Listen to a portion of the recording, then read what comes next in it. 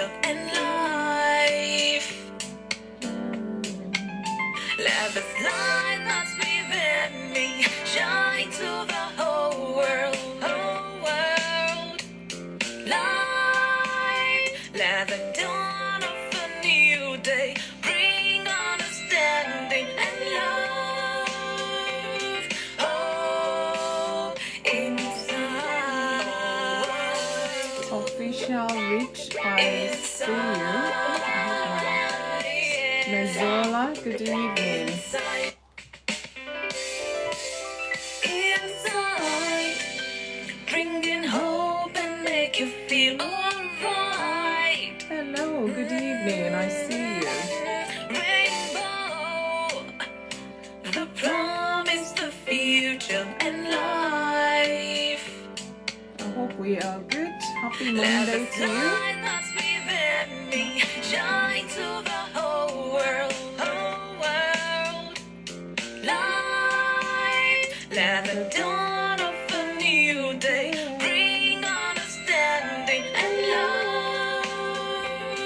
Oh, inside. I hope we are good. Happy Monday, everybody. Inside. Inside. Inside, bringing hope and make you feel alright. Rainbow, the promise, the future and life. Let this light that's within me shine to the whole I world. see you. Whole Good world. evening. Happy Monday to Let the everyone. dawn of a new day bring understanding. Please help share this live. Help Oh, share this live.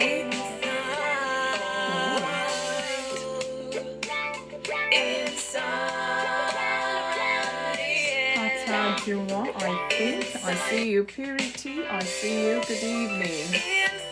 Happy Monday, Bringing Wendy. hope and make you feel alright. Mary, I know. Mary, good evening. I'm leaving the music loud because I've not started. I'm just saying hello to one or two people I see. When I start, you know, I have to bring the music down, so just pardon it.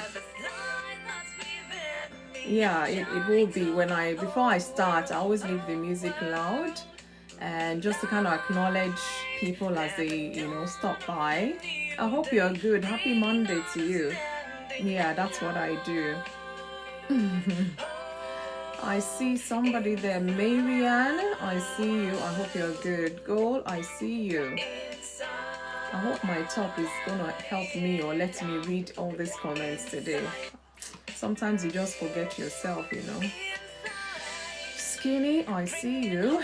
So, okay, let me just bring it down a little so you can hear me, because I always will preamble, talk one or two, ask how we're doing. It's the first day of September 2025. Thank God. I am so glad. Like I always say, this is the day the Lord has made. Indeed, I'm going to rejoice and be glad in it. To even make it better and sweeter, this is the month the Lord has made. I will rejoice and be glad in it. Let me get the likes to 1K, then allow me to say, oh, Mary.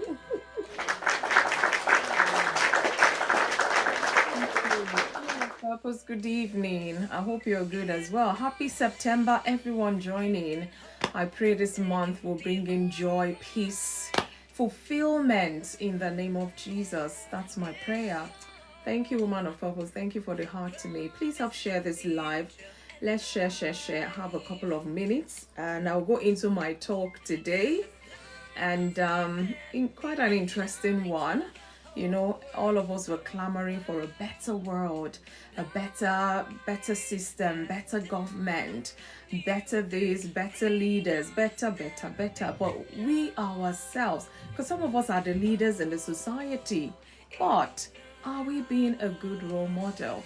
So we can't keep pointing fingers to every other person let's look inward today. Like I say, on Mondays we talk about individual topics that relate to you and I, how we can do better, how we can live better, so that we can enjoy, the goodness of life. Pacifica, I see you. Thanks for joining. I hope you are good. I think I saw someone just followed me. I'm gonna find you hopefully before the live ends, and I'll follow you right back. So thank you so much for the follow. I missed that person. Let me see. I think it's Sabrina. Let me see if I can find. Yes, I found you. Thank you, Sabrina. Thank you. I hope you are good. Please help share this live. Once again, I'll say good evening, happy Monday, happy September, wherever you're joining from. Welcome to Insight with FunmiRoyal. Today, a beautiful day indeed. For us in the UK, I think the winter is kind of crawling in. Because today, when I now saw the sunshine today, I'm like, what's going on? But then it was still a bit breezy, coldish kind of. But we cannot complain. What will we do? We just have to bring out all our sweaters, all our warm blankets and what have you. Leslie, good evening. Good to see you. So I'm going to go into the talk today, just expand it some more as usual, bring a sense to it so that we don't go all out talking, all tangents. So let's keep it a bit focused today. Please help share this live. And the fastest way, easiest way is to click down for about 3 seconds on your screen, and all these names will pop up. Just click send to them. It's summer this side. Mary A, is it summer? Please send us some sunshine. I think our summer just came boom and went boom like that. But all the same, we still enjoyed it. Thank you so much, Leslie, for the heart to me. Thank you. Please help share this live. And guys, it's 1.6K already. Is that your doing, Mary? Oh, thank you so much. I know the time difference, yeah, but thank you so much for stopping by. I know it is cold here in the UK, of course. I was just saying, but there was a bit of sunshine today, but it was still cold. Oh, thank you. I think that's Alpha IJ. Oh, IJ, good evening. Thank you for the heart to me. Guys, I thank you so much. If you want to help, you can help with my goals for today. Some people will ask, how do we know? If you look at where I think it's a star-ish or a bunch of flower up there, where you see subscription goal. Once the flower comes back, you can just click on there. And whichever one of your choice, just help support this, because I always get this message from TikTok. Ask your viewers to support, ask them to tap, ask them to do this, but sometimes I just ignore. So let me go by the rules before they'll now come and be sending me all sort of ban or whatever it is. No, we're not going to be banned. So guys, help me. Let's support this community so that we can keep growing and we can keep thriving and we can keep touching lives and changing lives for better by the grace of God. So I'm going to go into the talk. The topic today is being a good role model. As I always would say, I'm not here to point fingers at anyone. I always say, like God would say, let us sit down together. Let us reason together. Why is the moral decadence in the society increasing? Perhaps you and I are not doing what we're meant to do, or we're not being good role models in the society, because every leader is a human being. Every leader is a person. Every role model is a person. You as well, you are a role model in your own right, really. But let's go deep and talk about that today.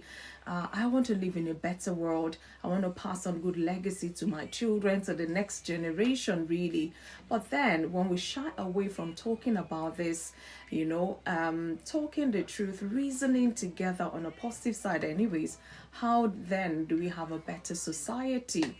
It's on you, it's on me, that we are good role models for the younger ones coming, because it's what they see, they're going to take in, mull over, and produce even a bigger thing to the society. So we have to be sure that what we're passing on to them is all positive. Yes, I believe so. So every human being, whether consciously or unconsciously, influences others.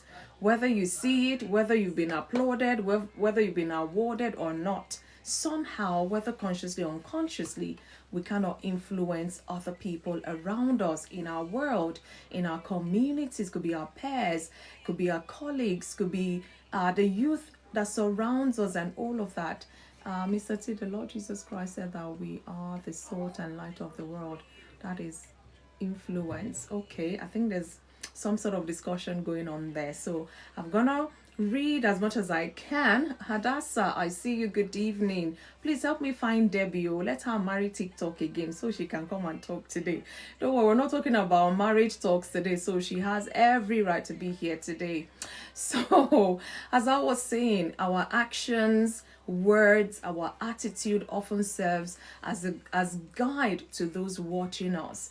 Sometimes you don't even know people are watching you. Sometimes they might find boldness, courage to come and approach you and say to you, oh, I like what you're doing, or I love this thing about you. And then you'll be wondering who was watching you in the first place. So are you being a good role model? My question to all of us. Even strangers, friends, colleagues, they come about and they see how you're putting yourself out there, the things you do. So this makes being a good role model not just a choice, but a responsibility. A responsibility. And it's not just our leaders, that can wear the cap of role models. No, because most of us are grumbling about the kind of leaders we're even producing out there. So it's on you, on me, to make sure that at least as much as it lies with us, we be good role models to people around us. I don't know, I think there's a repetition of certain things going on there. I hope there's no clash or crash already, but it's all good. Jojo, I see you. I hope you are good. Happy Monday. Happy September to everyone joining. Happy month of September to us all.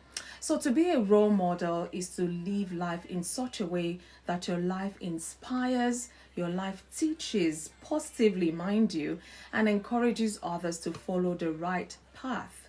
Our Bible says there's a way that seems right to a man, but the end thereof is destruction. Hence, I'm going to go into the word a little bit today as well, just to buttress one or two things. So the question is not, am I a good role model, but rather, what kind of a role model am I? That is the question we need to be asking.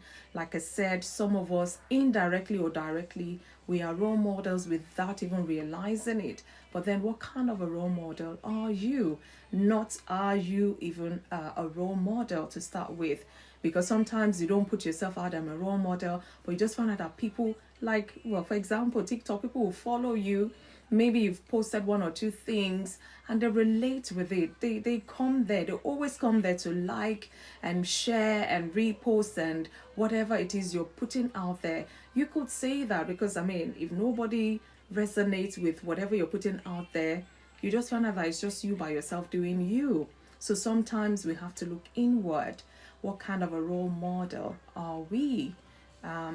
There's nobody to sanction you in the name of the Father, the Son, the Holy Spirit. Go be a role model, or you be. No, it's a responsibility that each person, I believe, must take. You might say, oh, nobody's looking at you. You might have children around you. You might have a spouse around you. You have friends, like I said, around you, and they're looking up to you for certain things.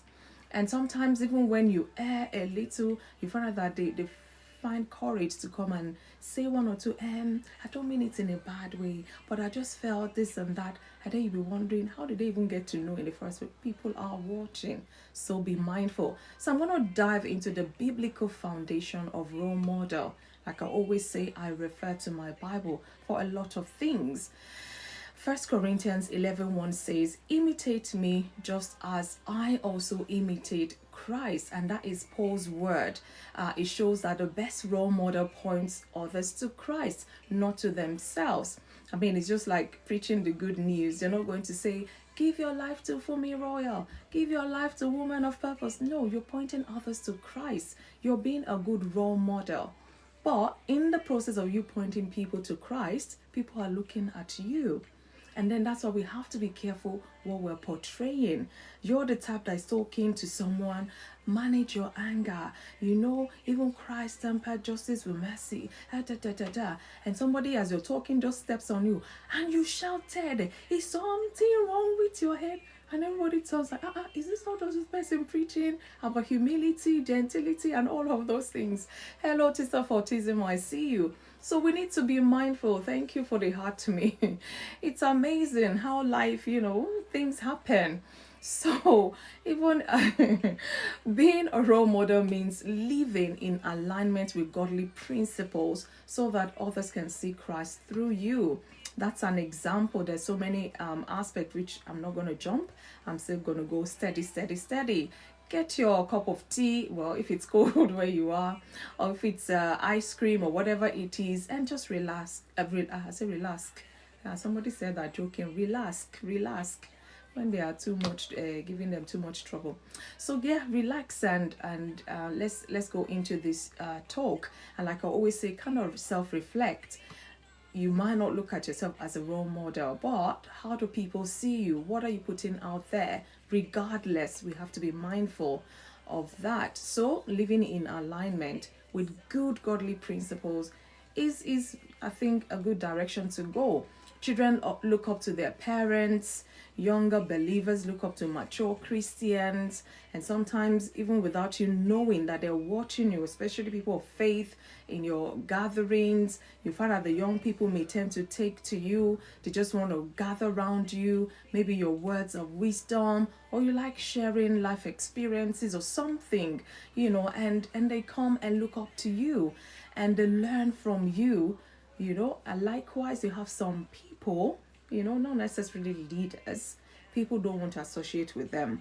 Once they see this person coming, they run the other way because they're like, this person, no. They will shout at anything. You dare not make mistake where they are, and things like that. So we need to be mindful. Again, society looks up to leaders as well.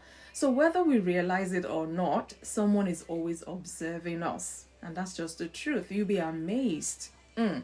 Always make sure you put your best out there, and even in there, because some people, they're one thing inside and outside there's something else. We're not doing that. Wherever anyone finds you, let them find you being you. So let's look at qualities of a good role model, because sometimes these things we need to spell it out. Otherwise you wonder why the society is what it is today. Are there no more good role models? What is happening? But in case you're looking for a role model and you don't know the qualities to look out for, sit down, let us talk about it. So the first thing is integrity. A role model is consistent in values, whether in public or private, just like I said. Proverbs 20 verse 7 says, the righteous man walks in his integrity.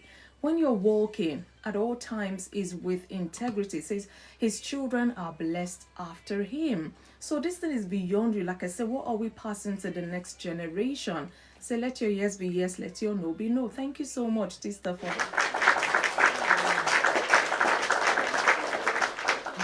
someone say, do as I do, not as I say. And then you're confusing people. So let's be mindful that when we say yes, it is yes. When we say no, it is no. When you say good morning, people are not going to open their window to be sure that it's actually morning, because that means you have not portrayed yourself as a good role model, and they're finding it hard to believe you or believe your word, or to even certify your level of integrity. So integrity matters a lot. A good role model must be consistent in their values, whether in the public or in the private. It is very, very important. And again, a good role model, another quality is love and compassion. They show kindness and empathy. Ephesians 4:32 says, and be kind to one another, tender-hearted, forgiving one another, even as God in Christ forgave you. So a good role model must be full of love, must be compassionate, because like I said, what you're giving out is what people will take and then run with it and then even increase it. So love, opposite of love is hatred. Opposite of compassion is, please help me with the word now, opposite of compassion is lack of empathy or whatever. and you're putting lack of empathy, you're putting hatred out there, and people will just take to you like, oh, it's okay to hate, and then you justify why you can hate and all of that. But no, so let's be mindful. Say, listen, don't judge. This of autism, yeah, a good leader or role model would listen and not judge, because you're there to guide people. We're bound to make mistakes once in a while, but when we now crucify whoever's made a mistake, how do we want them to live life moving forward? So a good quality of a good role model is they need to have love, they need to have compassion for humanity. Again, the third one is discipline and diligence. Discipline and diligence. Are you a good role model? Are you disciplined? Are you diligent in what you find to do? Hard work and focus set a positive example. You come, everybody's looking at your role model, and they get closer, they find out, this person is so lazy. They're just lazy. You can tell that. It's obvious that they're lazy. What kind of a role model are you? A lazy one? And then what are people seeing? What are you telling them to be as well? Do you see a man who excels in his work? He will stand before kings. He will not stand before unknown men. Proverbs 22:29. Are you disciplined? Can your 10 o'clock be your 10 o'clock? Can your morning be morning, you know? Or are you the one that dilly-dallies, say, only when it's necessary, be strict, or only when it's necessary, be on time, and things like that? Are you hardworking? Can people count on you as well? Are you diligent in the things your hand finds to do? Or are you lackadaisical? What kind of a role model are we? Another quality is faith. If you're a person of faith, you look out for their faith, what they believe. Are they godly people? So they display trust in God and righteous living. For a lot of people out there, you might belong to one faith or the other. Say African timekeeping. You know, imagine you sending out invitation and you now put time 4 p.m. in brackets, Jesus's time. You know, Jesus's time. When you say Jesus's time, that is meant to be like 4 is 4 o'clock. But people say, even Jesus have mercy. You know, they will find something to justify their action. You know, so it is well. God will continue to help us, really. That we see that all these things, you know, it goes a long way in the way it affects people. Susan, I see you. Christina, I see you. Thanks for joining. So, do they display trust in God? Or this person, this role model, your spiritual role model, you just find out that everybody's fasting and praying, and they're the ones ordering McDonald's, and you're wondering, are they not fasting? I would say English time. Okay, English time. Okay, that can work. I prefer to say Jesus's time. Let everybody know that we mean business. Because when you say English time, they will still find something to justify it. But I guess that sounds a bit better as well. So, my Bible says in Matthew 5:16 regarding faith and godliness in good qualities of a role model. Let your light so shine before men that they may see your good works and glorify your Father in heaven. Some people, when they see what you're doing, they will pick a race. They will take to their heels and run, because your light ain't shining. It's even bringing some sort of darkness. And then you're telling them, oh, trust this, believe in this and all that. And even your life is not showing the jackpot. Autism, you're funny. I think you're on fire tonight as well. Thank you for that. Well, that's the slang in town now. You know, a lot of people have jackpot years and years ago, but this slang just came about in the last 2-3 years or thereabout.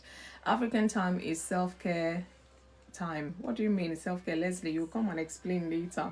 That's why I say when you put things out there, I might not be able to do justice to. Thank you so much, A13, for the heart me. Gracias. Thank you. Guys, as you're listening to me now, please let's take that likes up. And TikTok says it attracts other people to come to this life when we, take the likes up. Thank you so much already. Gifty, I see you. Thank you so much. So, why does being a good role model matter? Why does it matter? Let's look at it. Because it doesn't matter. I don't think God will ask me to come and treat this here. And you and I know in our society, like I said, whether you see it or not, people are looking up to you. Whether you write it on your forehead, people are looking up to you. Say, my sister, it's self-care time because it is that or madness. Leslie, you're making me. All right, you still come and explain some more. Thank you for your contributions. I love the fact that we engage when I'm talking, so I know I'm not here by myself. It matters a lot being a good role model. I personally believe that it matters. It matters because of the influence on the next generation in particular. I mean, if you look at your life, if you're privileged to have met your great grandfather and you know one or two things about them, look at the next generation, your grandfather and your father, and then yourself. What has increased in terms of values of life? Has it increased positively or has it decreased even negatively? You can check. Sometimes if you go as far back as, like 3-4 generations above you, you can tell certain things like, you want to make sure that this doesn't repeat itself in your generation. And as well, you don't want to pass that on to the next generation. So, yeah, it's important to be good role model because the way we influence the next generation, children and youth copy what they see more than what they are told. Because seeing is believing for a lot of them. Once they're seeing you stealing something and you're coming to them, stealing is bad. You don't steal. Even you as an adult, will you not be confused? Somebody is telling you do not steal. You just saw them stealing something. You'll be confused. And then they'll be like, this person doesn't want us to enjoy life and all. Okay, we've heard, we will not steal. And then they'll leave your presence. They saw what you did. They will be craftier. And then they'll go and steal. And then when those are the ones that will get in trouble first. Even you that you're an expert, they will not catch you. And then when they catch this person, they're like, maybe they're not even related to you, but they just see you as a role model. And their parents are shouting, we did not train you like this. We did not. And then they say, it's our role model, it's our model. The person will, they told, And then it's like, when your name is being mentioned, you say, but you told these people not to steal. But they'll say, but we saw you stealing the other time. I mean, so let's not go confusing the next generation, please. Don't do as I do as I say. How does that work? Do as I do as I say. Let your saying and your doing, let it be the same. Don't confuse the next generation, please. If you want to be a good role model, make sure you are influencing them positively so that they can carry on that legacy as well. Again, why being a good role model matters is because it would impact our society. We all know, if you sit down and talk, are you happy with your government? Are you happy with your nation? Are you happy with your leaders? Everybody will mumble and grumble and, all of that. But those leaders, they were babies once upon a time. What was passed on to them? Because I found out that sometimes some people go, as for example, they go into politics with the mindset of influencing positively, achieving things positively. But when they get there and they now see all the corners they have to cut, I know some people, they will resign because they know that they are people of integrity. And a lot of people are looking up to them to be good role model. And they know that they can never compromise. Sometimes they resign. And then people are like, why did you resign? You're a coward. You're this, you're that. But you don't understand. You do not understand that trying to preserve even the next generation. They're trying to preserve the society getting worse because they are now in politics. So when we tell our children, say I'm not at home, don't be surprised when they start lying. See? That means you're teaching them to lie indirectly. So when they get there, they will meet the cabinets in government. I know. Sometimes people resign because they can't compromise. They resign because they didn't even know the nitty-gritty of the things they might have to do that is against their values and principles as a person. And they get there and they have their conscience telling them, look, you can't do this. You know you can't. Some will say, just compromise. At least you're there for the greater good. Just compromise a little, bend corners so that I can get to the place and then you cannot enforce change. No one person rules the nation. No one person is the government. No one person is even the governor. Trust me. Because there are people that are there, what do you call them? Advisors. There are people that are there, the deputies. There are people that are there that he can, for a governor to single-handedly say, this is the law, I will try. Compromise my food. I know. And the danger in that is the moment you compromise one thing, be ready to compromise all the way. Can you live with that? Can your conscience carry that? Are you still a good role model, even when you get to that place of authority? So good role models inspire trust. They inspire growth and change in communities. Anything otherwise, really, I would question it. Another reason why it matters, again, I'm looking at the spiritual aspect because that is part of our lives as well. Spiritual responsibility. Believers are called to be salt and light of the earth, salt and light of the world. Are we portraying this? Because like I said, if you're a person of faith, tendency is some young believers are looking up to you. They want to see how you serve your Jesus. They want to see what you say concerning your Jesus. They want to see how you portray him. Are you the salt of the earth? Are you the light of the world that people are drawn to want to know your God, to want to praise your God, to want to serve your God? What kind of a role model are we? We need to ask ourselves this. So let's look at different types of role model. It helps us to see the many forms role models can influence in our lives, in the society as well. So I'm going to mention some key bit. And I just have to start with this because sometimes we parents, whether we acknowledge it or not, we are role models. So the first one I'm going to mention is parental role model. Parents are often the first role model children will encounter.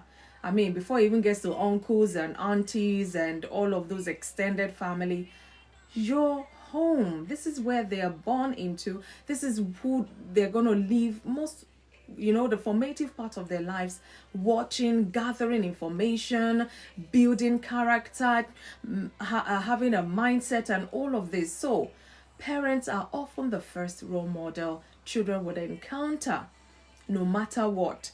What kind of a role model are we to our children? I'm not saying we're perfect. No, I'm not perfect. My husband is not perfect. We are not perfect. But both our imperfection coming together with God helping us to doing better, what are we passing on to our children as the first role model they would ever come across? Children learn values, attitudes, and behaviors from their parents. Parents they live with, or maybe guardian, because sometimes the parents might not just be around for whatever reason, and some might find themselves in foster homes and all of that. Whoever is, their guardian, whether biological or not, they be the first role model these children are gonna have.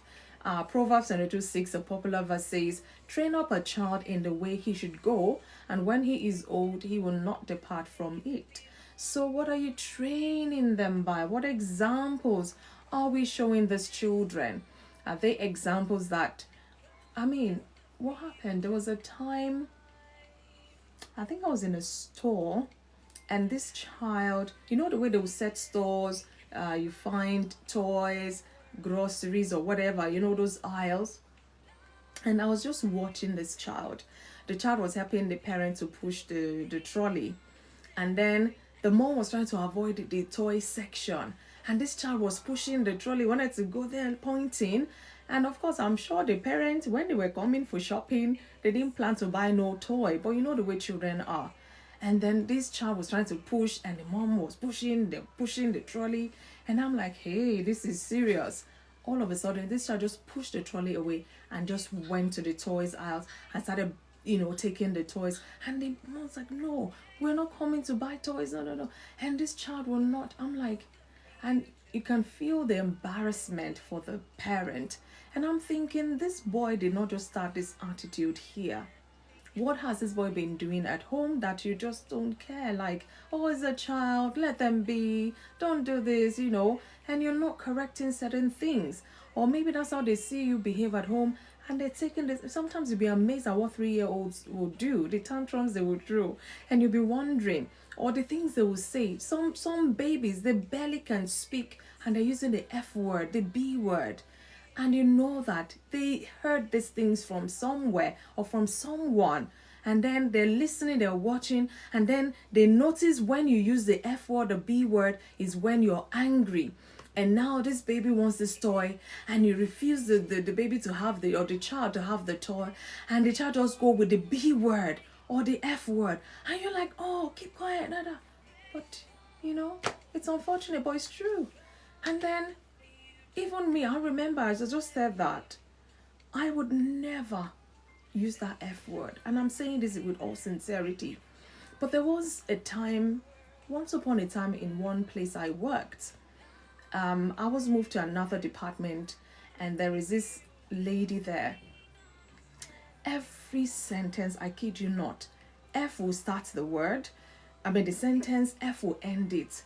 And being the first time working there, and they're talking F this, F, it was so overwhelming. I'm like, everybody's entitled to speak the way they wanted, but it was just getting on my nerves. I'm like, can they not talk without using the F word? I'm like, how do I deal with this? And you have to be mindful because the place of work. And I'm like, oh my goodness, Lord, maybe you're teaching me patience. You're teaching me this. And I found out that, oh my goodness, it wasn't getting any better. And then one time, I don't know, something happened at work, and I was trying to narrate to this person. Can you imagine? I just said the F. I paused. He said, what's the matter? What's the matter? I could not say to them. You can imagine. They say, evil manner corrupts good or something like that. That was when I knew I was in trouble. When I nearly said the F word, I said, oh my God, this thing is affecting me more than. And I can't even remember how I managed to handle that, whether I had to approach them to go solo a bit on the F word or something. Because if you're not careful, you just find out that this thing is entering inside of you. You're fighting it, is entering one day, you will be tested. So let's be mindful. It's very important. We train our children by being good role models to them. Like I say, they will grind it, blend it, process it, and give you something bigger. So God help you. You train them in a good way, they will do that and give you something better.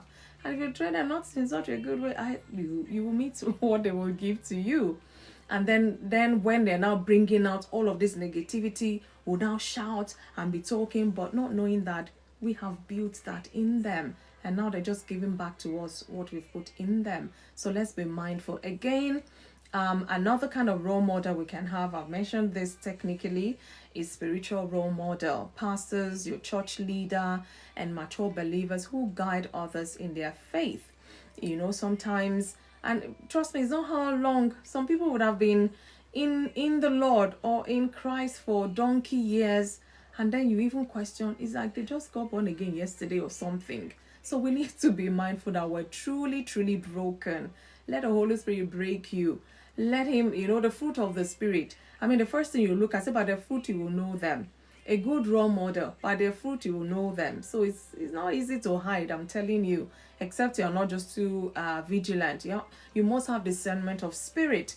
And again, if you're conscious about the spiritual role model you have, you need to be careful, because sometimes they may be going through life and they may have backslided or something, and if you're not aware, you just find out that all these things they're doing because they're your role model, you too won't start doing that, but not knowing that they are in a phase in their spiritual journey. So you need to be mindful as well. So spiritual role models, they model prayer, obedience, humility, and godly living. Like I said, all the fruits of the Spirit: gentleness, patience, kindness, long suffering, love, all of those things, patience, all of that as well. Is that what they are modeling to you as your role model in terms of spirituality? Again, we have professional role models, people who inspire us through their work ethics, their discipline, and excellence in career and business. They show diligence, they show integrity, and they show responsibility. So you can have professional role models. And in fact, that you can have as many, really, depending on what profession you're in. Another kind of role model we can have is social and community role models. Those ones are here to stay these days. So you can pick and choose, go on any social media platform, read the bios out there, and just pick someone you want to, model after. But you have to pick wisely. You have to be careful, because in as much as there's thousands, millions of role models out there on a social media platform, you still have to choose wisely. So on there you can find leaders, influencers, mentors, or individuals who influence society through service, kindness, or justice. So pick your choice, but make sure they're good choices. Again, they also set example of sacrifice and commitment to greater good. Some people, they're so rugged, they would never compromise. They're so rugged that they will die there, being good or fighting for the greater good. So another social media gurus, gurus, positive gurus, So I'm coming to peer role model. Sometimes your peer could be a sort of role model to you, your friends or colleagues who influence through their habits, their choices, and their lifestyle as well. So it's not necessarily somebody older than you or somebody way, way ahead. Sometimes you can, be a good role model to your peers, or you can also find a peer as a role model. So peer role models can be positive, that is, they encourage growth, or they can be negative, leading into harmful choices. That's why we have our own choice to make, and be sure that the people we're looking up to, they are good examples to us. 1 Corinthians 15:33 says, "Do not be deceived. Evil company corrupts good habits," which was my experience. I nearly started using that F word because I stayed in the surroundings for so long. It was going into my core being without realizing. I thought, oh no, this will be a test of fate for me. I can't afford to. And then I was angry. And then before I nearly, I'm like, God, just have mercy on me. So do not be deceived. Evil company corrupts good habits. I wonder why it didn't say good habits can influence evil company. It's just to let you know that you need to be careful, because all it takes is them catching your attention and you're just following them like a zombie. Say the scripture scares me, but it is because it is real. Of course it is.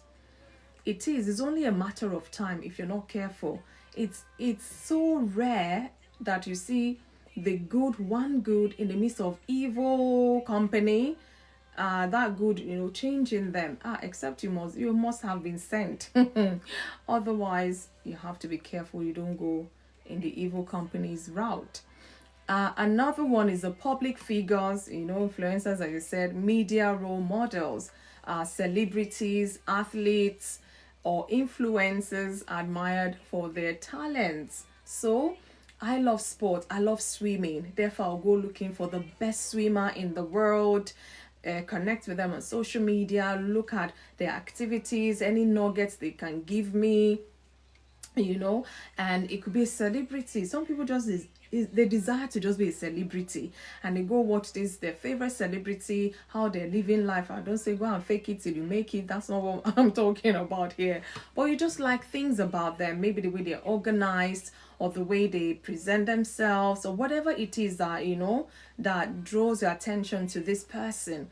So you can have them as role model. There are good celebrities out there, by the ways. For every good there's bad. So you now have to discern, to pick the good ones to influence your life. While they can inspire, they must be examined carefully, since not all public examples align with godly values to start with. So you need to be careful that you choose those public figures, you choose them wisely. Otherwise, celebrities today are just celebrities without any achievement, just marketing. Well, not all of them. I know there's so maybe majorly, but not all of them. So that's why you have to look, carefully, especially when they're public figures. It's very important. So role models exist in different spheres: home, church, workplace, community, peers, society.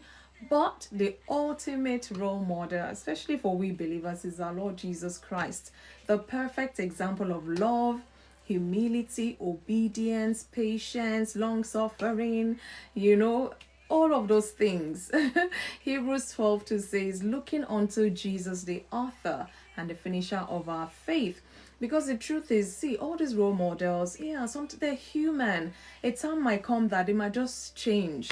And you just find out that this person has changed, whoa, and then you now start looking for, but you know what? My Jesus is the same today, yesterday, forever. So he's the one that can't change. So let him be your number one role model. That's my advice. Anyways, I can testify that he's influencing my life since I've been a teenager, and I'm still here today. He's never disappointed me, no matter the season of life I find myself. So I would recommend Jesus as your number one role model. Please. Again, let's look at challenges in being a good role model, because it comes with challenges, comes with responsibilities, like I said, and as human being that we are weak sometimes and all of that. So living in a world where moral standards are compromised, that is a challenge a role model can face. They want to fight for the greater good, but they just find along the line they need to compromise, or they might have to compromise. Otherwise, they might not get anything tangible done. And then you see them sweating. They have to make decision. Do I compromise? Do I stick with my guns? And it might take longer or something. So they have good moral standard, but this can be challenged. Role model come and go, but Jesus remains the same. Yeah, indeed.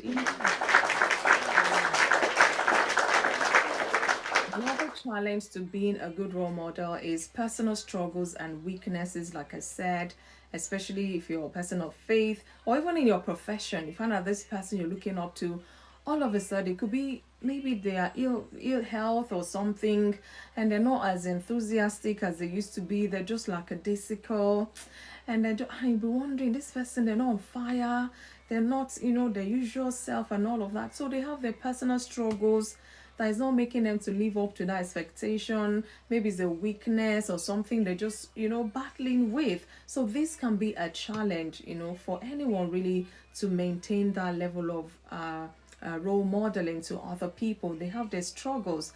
Another challenge is pressure from peers or society. That could be a challenge.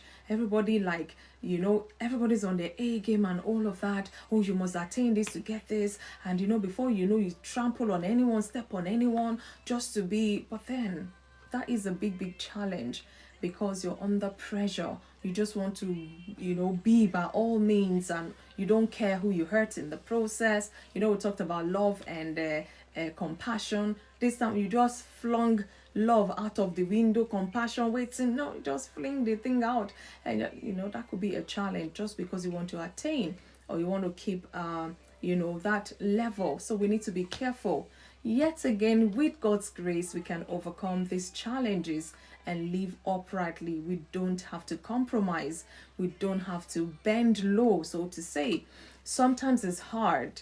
You might have to do things even harder. You might have to go the harder route, but you will get there eventually if you don't give up and if you don't compromise. So pray to God for strength, really.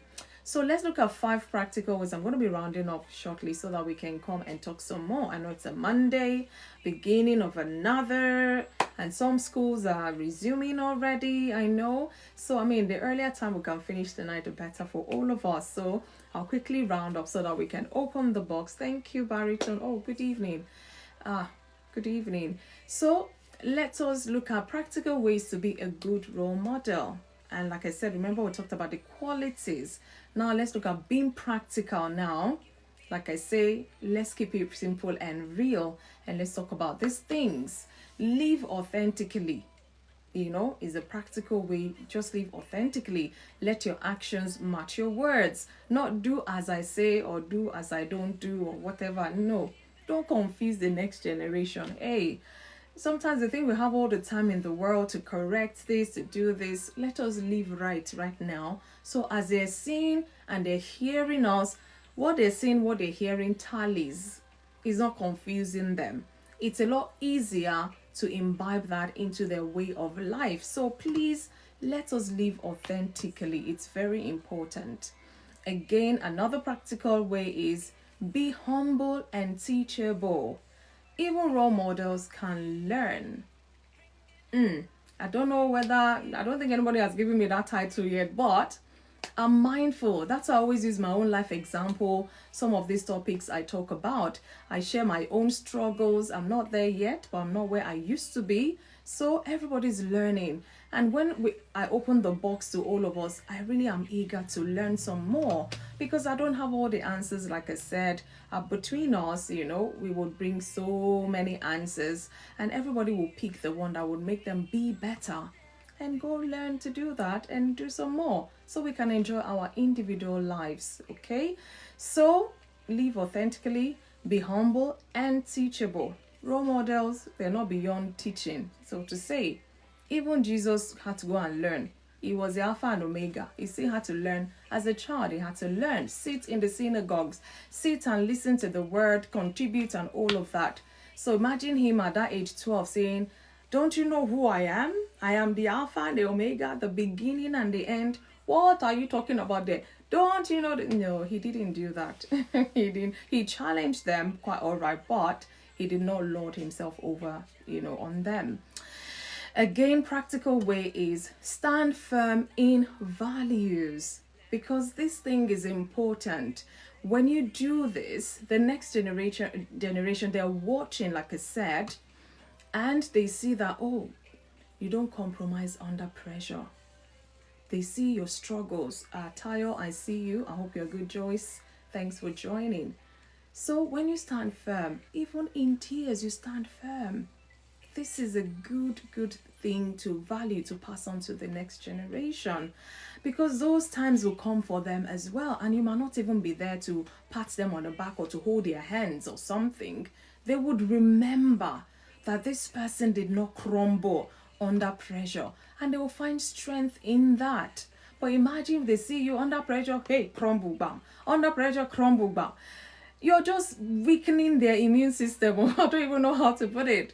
So be mindful that you're building that tenacity in people around you. So stand firm in your values no matter the pressure of life. It's hard, but it can be achieved, really. So another practical way, two more, and I'll be rounding up. Encourage others. This is a practical way to be a good role model.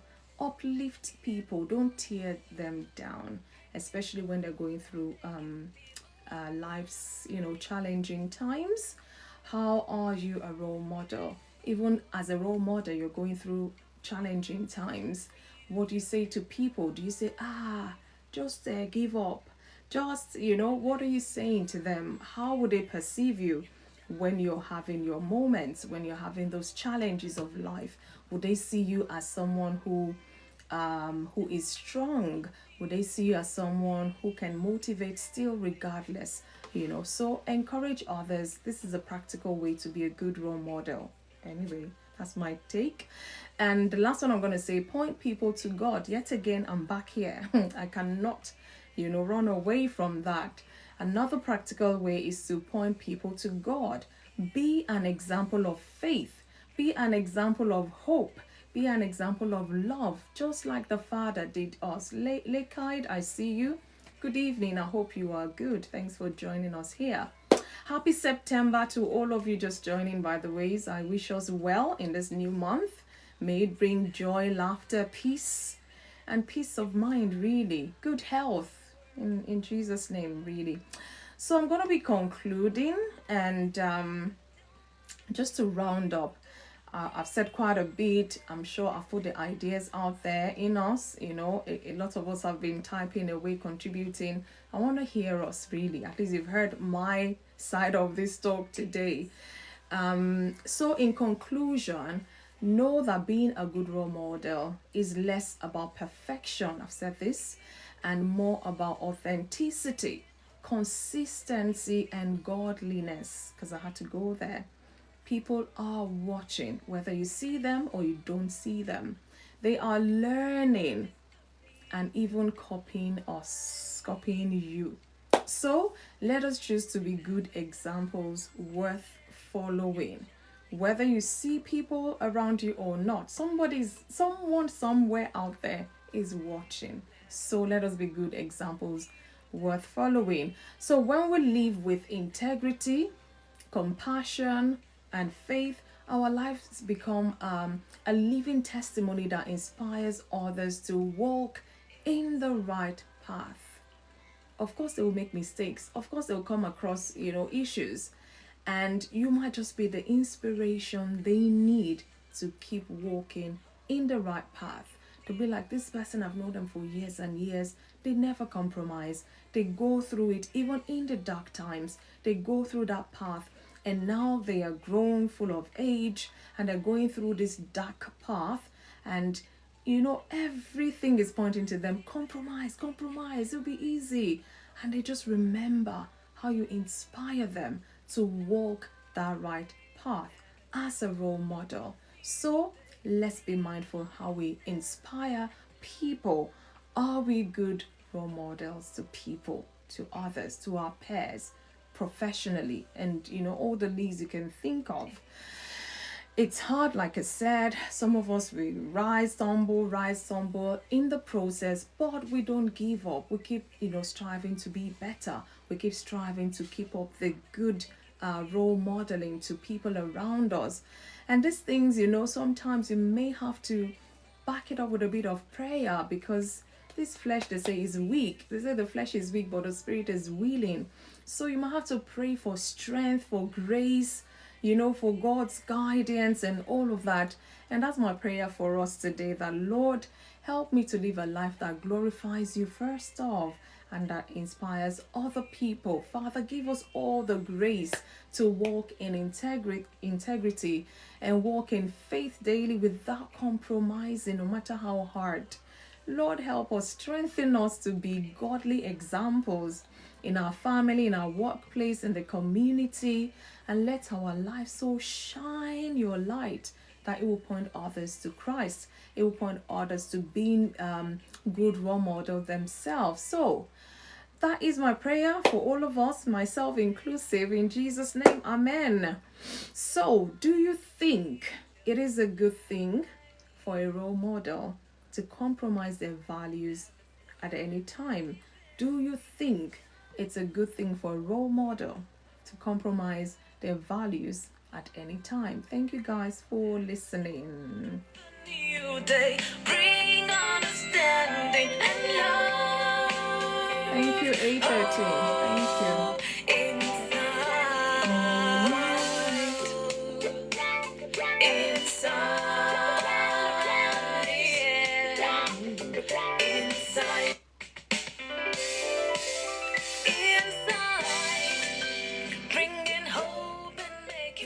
So that is my own talk. I think it's a short one today, but all the same, I'm sure at least as many that joined in, you've heard one or two things. You have some reflections you want to share with us. How can we be good role model in these times we're in? Because the times are evil, as I say, the times are hard, times are challenging, people compromising. You and I complaining about our leaders, they're not doing right, this and that. But are we good role model ourselves? Are we? Can people count on us? Can they say, oh, this person is a person of integrity? Can they say this person, what they say is what they do all the time? They never compromise. I don't know. God helping all of us. So let's talk some more. Let's talk about this. Maybe in the process of trying to be a good role model, I just have to compromise so that, I can fight for the greater good. Maybe. What is your take? Do you think it is good for a good role model to compromise their values at any time? Guys, send an invite. Let's talk some more about this. Like I said, it's on us to talk about these things, then to not shy away from it so that we can do better and we can enjoy our individual lives better. God helping all of us, really. So, who do I have? Oh, Leslie, you're number one today. Hey, goodness me. Happy September to you. I don't know whether you were here when I said that. Good evening and welcome. Welcome, welcome. I hope you're good. Leslie. Okay, don't tell me you're cooking now, Leslie. Because oh, Susan, I see you. Good evening. Fitcraft, I see you. If you can come up so we can do this talk, as quickly as we can, because I want everyone to go to bed early tonight. It's a Monday, I know, and sometimes you can't even control how these things would go. But all the same, yeah, let's talk about this. Do you think it is a good thing for a role model to compromise their values at any time? It could be for the greater good. It could be to, achieving something, Do you think? Let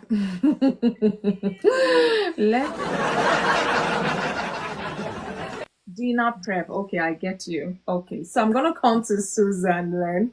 Susan, good evening. I hope you're not at work now, or you just got in. I'm prepping dinner as well. You lot.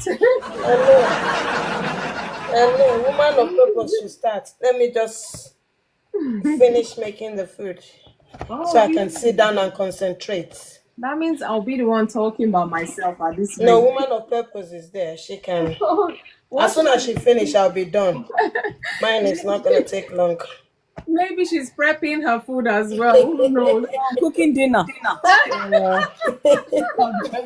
Are you Wahala. for real? No, I just finished cooking. Don't worry. I finished cooking. Don't worry. Good timing. Good timing. Okay, so you're gonna have to open the floor for us. I was gonna say me, I've had my own 1 meal a day. I'm good. No more dinner. It's not for me even. It's for other people. You know the kids. Ah, Even. wow. Yeah. So what's for Ah. dinner? What's for dinner? I'm being nosy now. Oh, now I'm making shepherd's pie. Ah, oh, okay. Oh, you're not too far away from me. You, darling. Wow, that sounds delicious. It's been ages I had that. I know. I just So let me make it. Yeah. On a Monday. I That's know, and it's a lot of good. work as well. I know, and I had a busy day at work as well. It's Wow, crazy. well done, you. You know what? I said, why you take it? Let's take my phone with me, and I just carry on. So everybody's gonna tell me what they're prepping for this dinner. Honestly, that's it. Yeah. So that I'll be inspired myself. But yeah, I'm all good. So yeah, I think I saw you a bit earlier. So I Yeah. think we heard, the perspective which we're bringing to the talk today, being a good role model. Do you think it is good for a role model to compromise their values at any time? Well, it depends what the values are, isn't it? Oh, okay. Because I think sometimes what might seem right at some point, with more wisdom, you might change your standpoint because we human beings, we grow and we change. So it's possible that something that you think might be at a point in time was okay, you might be put in a corner where you might have to review that. Because I think sometimes the thing about good role model, they feel like they can't change their stance because everyone's watching them. That pressure. Because, like, let's say, for example, you said, okay, you're going to do something. And then maybe you realize that this thing that you said you're going to do, the way you're going to do it, you can't do it. But I think a good role model should be able to come out and say, you know what, I thought this way would work. On reflection, it's not going to work. So actually, I'm looking for help or advice. I think it shouldn't be so rigid in your thinking. As long as your values are centered around compassion and considerate for other people and the kindness and all those things, I think yes, then you have to uphold them. But I think sometimes people get locked up in this role model thing that they feel like everyone's watching them, that they have to keep stirring the ship even though the ship is gonna go and hit and sink. No. So the thing is, woman of purpose, I hear you what you're saying, But there's a difference between changing and compromising. Yeah, I mean, that's what I'm saying. It all depends on what your values are, isn't it? Hmm. What are your values? I mean, even if you take it, let's say for example, like in a church, there are certain things we have to uphold. We all know it's in the Bible, isn't it? Yeah. You can't compromise on those things because those are biblical foundation. Those are laws. Even take it away from even like you say, oh, it's Christianity. The law of creation is there. You can't fight those things, you know. So you have to uphold those things. Yeah. The greater, but you know, the thing you talk about this greater good thing. It all depends on what the situation is. Sometimes, you know, I'm always like I like to ask questions to people and go like, you know, for example, if you were like in the sea and you had your wife and your children, who would you save? These kind of things, they test these things, isn't it? Because your value is part of your value. You want to save everyone, but in this scenario, you can't save everyone. So who are you going to save, and what is your method or thinking ideology you're going to use to assess who you're going to save first? You know, and somebody might say one thing, somebody might say another, and it doesn't mean that they are wrong. They're just using a different way to decide how they deal with that situation. So I think with this compromising thing, it just all depends on what you have to kind of weigh. But the basic things about being kind, being compassionate to everybody, doing what's right, I think you have to hold it. Sometimes even doing what's right can come with, you know, difficult situation. You know, you're gonna feel bad about something because something's gonna lose, isn't it? Yeah. Sometimes something's gonna lose. You know, so you have to be willing to stand up even when it's challenging and stick to your guns. If you're 100% that what you're sticking to your guns is right, you stick to it. You know, I'm a sort of person, I don't like people bullying other people. I don't like these kind of things, and like in the workplace and stuff. I wouldn't say I'm a role model, but you know, I'm always like that. If I'm in a meeting, I feel like somebody is talking somebody down. You know, I will try my best to kind of like, you know, try and dampen and let the person know in a diplomatic way that I don't, you know, like what you're doing is not right, because I think it's embarrassing. And afterwards, I would call the person up and I'll talk to them. Obviously, the person who's been, you know, victimized, yeah, to kind of say, are you okay? And also, I'll find a way to speak to the person that's causing it and say, you know what, I don't think that is right because it's wrong. And sometimes, you know, you sit in meetings and these things happen and nobody's saying anything, but it's not right. You know, you shouldn't be talking down to anyone. We are all professions and we can all disagree, but we disagree in a good way. It doesn't have to come down to, you know, calling people names and stuff. So that's my value. And wherever I am, if I feel that somebody's been victimized or this thing, I'm not going to just sit there because it makes me feel uncomfortable. And if I see you. And if I'm feeling comfortable, I'm sure other people are feeling comfortable. So you have to sometimes speak up. And I think when you do that, and I found that most of the time when you do speak out, other people are thinking the same thing. You know, it's so funny. You're just the most courageous person, really, to speak up. But nobody it wants to say anything. Everyone is just like, you can see the faces of everyone like, but no one is, you know, addressing it. But I'm just gonna address it because I feel like, you know what, it's best to address it in that way and let everyone know that, you know, we're not gonna take that, you know, even the undertoning or condescending, you know, actions that sometimes happen. So I think, you know, we are all, like you said, we are all role models. That's just whether we like it or not. Yeah. We are all role models, indirectly or directly. And I think even sometimes you were talking about good role models, but you know what? I've learned a lot from bad role models. Oh, well, true. I hope you flip that though.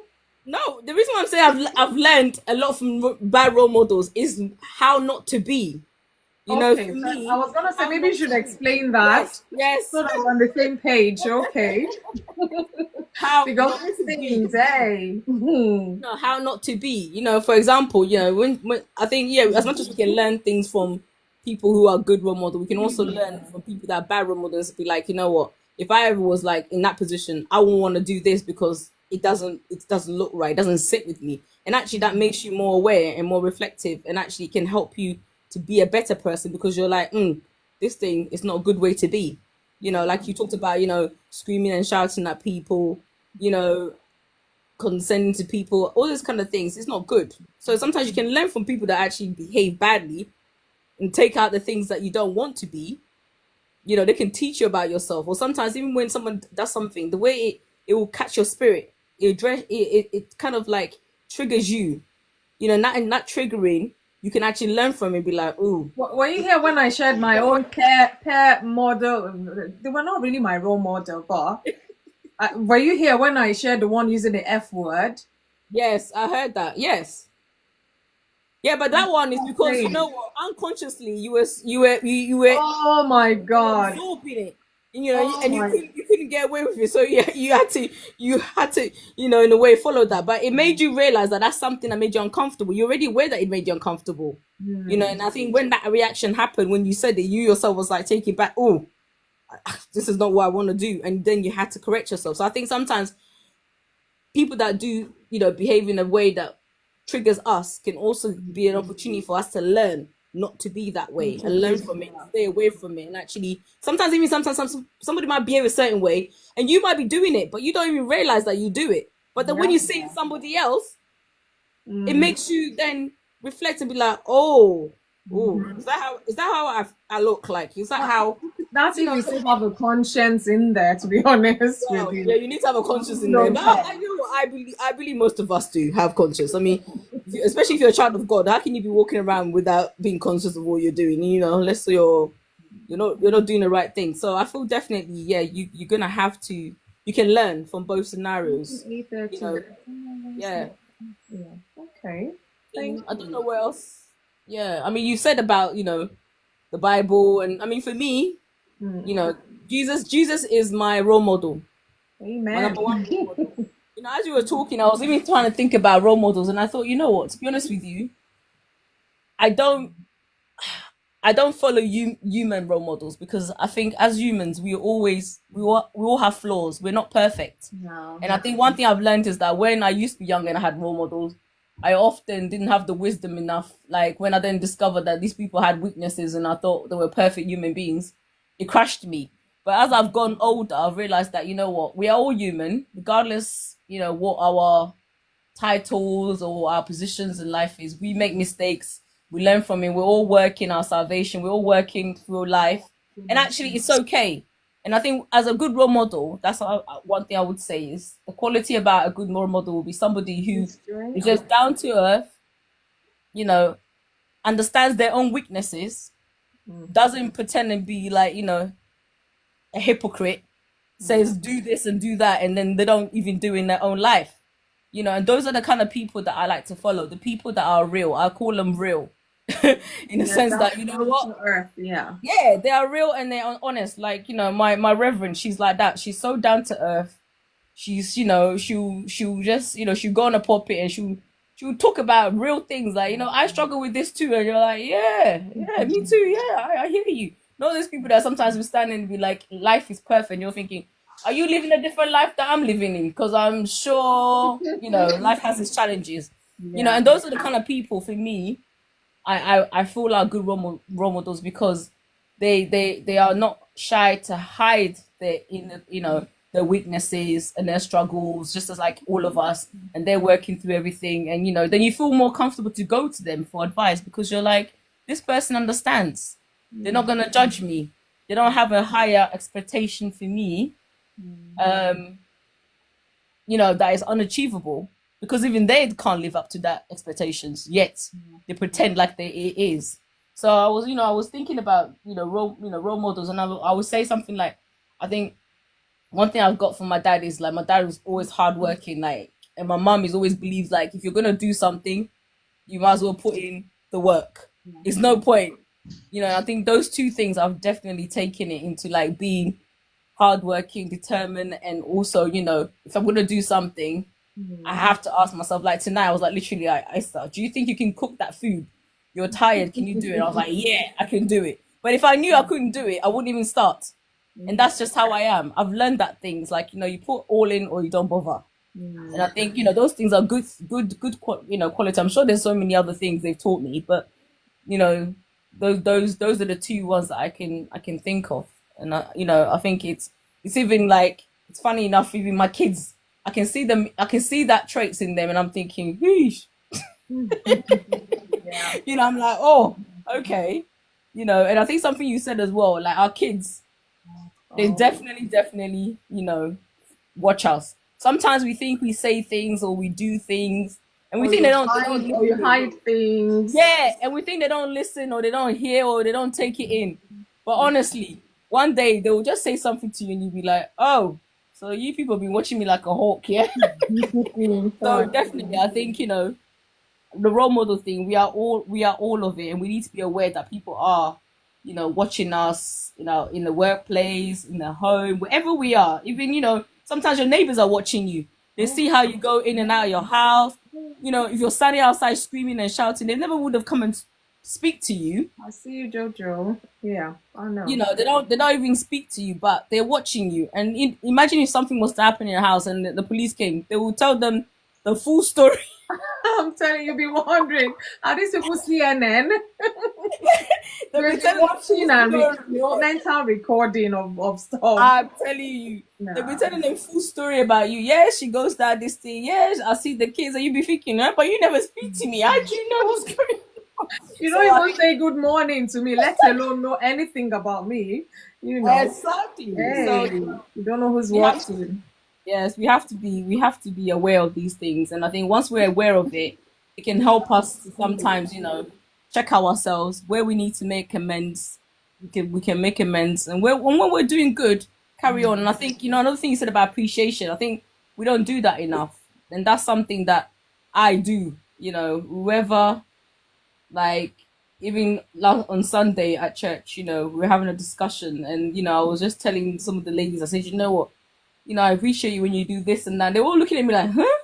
I didn't know you've been. I said, yeah, I appreciate when you do this. And they're looking at me like, I know, oh, okay. especially when they're not expecting it. Yeah. Yeah. I was just telling them, I said, you know what? I see how you do that, this thing. You're doing really well. You're always there helping. I really appreciate you. And they're like, oh, but I'm not doing. I said, yeah, no, but I'm appreciating. I'm telling you that I see it. So that is good thing. So you should carry on, and I think that's another thing we don't do in life. We don't share appreciation for the people around us. And I don't think people necessarily just do things for appreciation, but it just helps I mean, to it's part of the, what is it called? What did we call it before? Showing love and compassion, really. yes. Yeah. Yes. As I don't do things to be praised for it, but it's nice to someone to say, "Oh, well done," or Yeah. Yeah. I see what you're doing," because then it gives you more the momentum to carry on actually, and it's reassuring that you know that what you're doing is good, so you should carry on to do it more. But otherwise, if no one says anything, sometimes you're thinking, "Well, am I doing the right thing?" Not even compromise yourself before. After all, nobody's Yeah. watching. No, Yeah. exactly. Let me stop doing it. But at Oh, the same yeah. time, yes, when we're doing something for God and we know God is leading us, we're not going to compromise because we know that, you know what, even if you're doing something that God has told you to go on social media to do and you're only getting one likes, be Doesn't be matter. Yeah. it doesn't matter. Be Keep at focused. it. Yeah. Yeah. Yes, keep at it, because sometimes that's the thing. We just lose momentum because we're not getting the praise. But if you keep focused and you're consistent and you're persistent and you're putting all your energy in it, eventually it will happen. Nothing gets done in the first trial. Nothing, everything you have to work and put effort in it. So I just feel like, when we're doing things, as much as we're not looking for praise, but it's good for us to give praise to one another, to build each other up and to encourage each other to continue the good things that we're doing in this life. Yeah. Okay. Thank you. What people will not come and say, "Oh, she said everything you want to say," or not. No. Okay. No, I've not said everything when there's plenty to be said. I'm leaving it for them. Thank you so much, Woman of Purpose, for your contribution. As you were talking, I just remember this incident. I think I was a teenager then, and I had this role model. It was professional and moral kind of role model. And what even happened? Something happened. I'm trying to remember. It's been, imagine, it's a teenager. And I just said to this person, I was in shock. I'm like, do you know I look up to you? But with this, I can't even remember. I remember saying that, and they're like, "Oh, I'm not perfect. Don't for me. Look for another Don't look role at me. model. Look for that thing." As a teenager, you're just still looking up to them. You're so like engrossed and engaged, and they just threw that, like, that thing so hit me, and I went, by myself to kind of reflect, like, this person, they don't know the enormity of this thing that just happened. And I'm like, I'm never going to look up to anybody again, or what. And then in that still, small, silent reflection space or reflective space, I just heard Fumi, you know what? You be the role model you're looking for. I'm like, who said that? Like, who said that? And that thing stayed with me even till now. So you be the role model you want to see. I'm like, does that mean that there's no good role model out there? He said, no, you might have to look harder. But that thing stuck with me. And it's like somebody came to test my life just shortly afterwards. I found out some teenagers came around, because I was in the radio station at the time. And for whatever reason, all those producers just say, go and meet for me, go and meet for me. And I'm like, even me, I'm still learning. Even me, I want to do this. And they're pushing these people to me. And these people are looking like I'm a star, or they're looking, I say, hey, these people. So that thing shook me and it kind of shaped my mindset from there on. And sometimes, of course, you get disappointed in people. They're not perfect. I'm not perfect. But just to let you know that, look, there is no perfect person. Even your so-called role model, like I said, they have their struggles because those are the barriers of being a good role model. When they're faced with their own struggles and they don't even know what being good role modeling is about anymore. So they might tend to compromise, or they might tend to forget themselves and just be living life. And then the people following will be like, something has changed here. Something has dropped here. Or something is wrong. But then another thing, maybe it's another challenge, but I don't want to divert too much into that. Just like you said, appreciation. Do we even take time to say, well done, thank you, even whether you're looking at them from afar or from close by, because it does go a long way. You find out that someone with 3 million followers, all they just want to read in the comment is, well done. Well done. In the midst of thousands of comments, they just want to see well done, not criticizing them or hyping them, or they just want to see, we love what you're doing. Keep at it. Well done. It goes a long way. I trust my community. We do this with one another. So yeah, well done. It goes a long way because Good role models. Sometimes, like even with role models, people don't ask to be. They just do their life. You know what I'm saying? They just live with purpose, and they're just doing their walks. Unfiltered, I see you. They're just doing their walk, and then it's like as they are just doing them. You know what I'm saying? It's like unintentional, just doing them. Yeah. People just get inspired, and I think those are the genuine ones because they're just doing their life. They're just following what God has said for them, or whatever the trajectory for their life is. And as they're doing that, they are just influencing other people and encouraging other people. And I think those are the best ones. When you get stuck on that thing about, I'm trying to be a role model, I think there's too much pressure to be perfect and to present a certain way. No, if you're out there to say you're putting yourself under a lot of pressure because you have to keep up. Exactly. Are you eating dinner? Thomas, who are you asking if anybody's eating dinner? we're talking here. Thomas, it's good to see you. It's been a while. I hope you are good. Yeah. I am good. How is everybody? Good evening. You're welcome. Thank you. Okay, so sorry, I'm just gonna go to, I don't know if any of our cooking or chefs are ready. Any of our chefs? Okay, thank you. Chef Susan, the floor is yours. So let's say we're talking about being a good role model. Maybe you teach us how to cook. Okay, so let me put you on the spot now. What is dinner? What is for dinner? I do my one a day, so it's for hubby. Just making plantain fufu with okra soup. Oh, Yeah. maybe I should stop asking for my sake right now. Sounds yummy. If you're interested. Leslie attest to that. So yeah, Susan, let's hear you. Let me not bombard you with the question again, but share with us your thoughts. Yeah. Okay. So if I want to start, who is a role model, like a woman of purpose said, we are all role model. But then we'll still have people that we look up to say, oh, okay, I can learn one or two things from this person. And growing up, I love singing. So I was like, who am I going to, follow up? I love the way Whitney Houston sings. And I'm like, okay, let me follow Whitney Houston. And she was really doing well. I'm like, oh my God, I want to sing like her. Even the spoon, everything was microphone for me. Thank you, Bariton, for clapping. But when she began to go into her drugs and all that, I'm like, is this the kind of role model I want to follow? It was really, really tough for me. I'm like, this woman, she's disappointed me. Oh. I was really looking up to her so well, but all the same, knowing fully well that she grew up in church and all that. But I just left her. And then we started going to church. You see people who sing, you're like, oh no, I want to sing like this person. And then we went into the Nollywood. I was like, when you see this Lagos artists, you're like, oh, are they human being? Especially when you watch them on the TV, you're like, if I catch Patience Ozoki, I'm going to kill her. This woman is so wicked.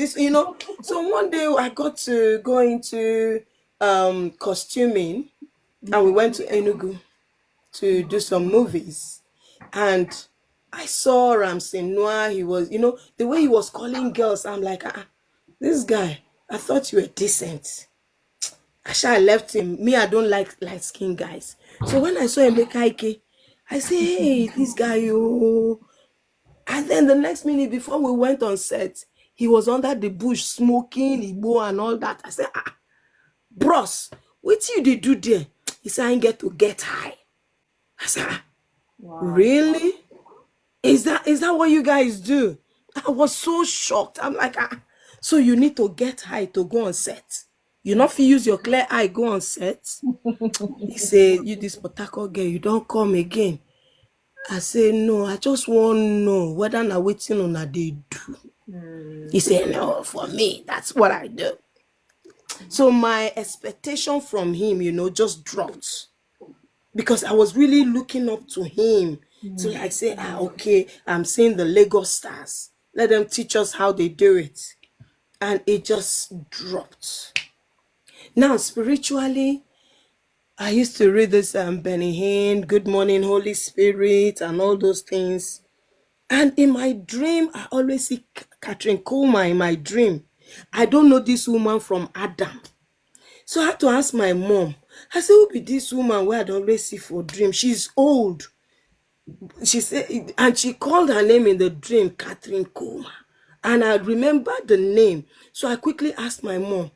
So she now said, that's the person Benny Hinn that helped Benny Hinn to grow in the Holy Spirit. I said, he said, what happened? I said, I always see her in my dreams. He said, that woman, she's a good, strong woman, she has the healing and all that.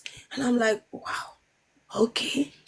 Then I started reading Benny Hinn, to grow more, to know more about her and all that. And then we came to this country. By the time we came, there's this church I was attending, and Benny Hinn came.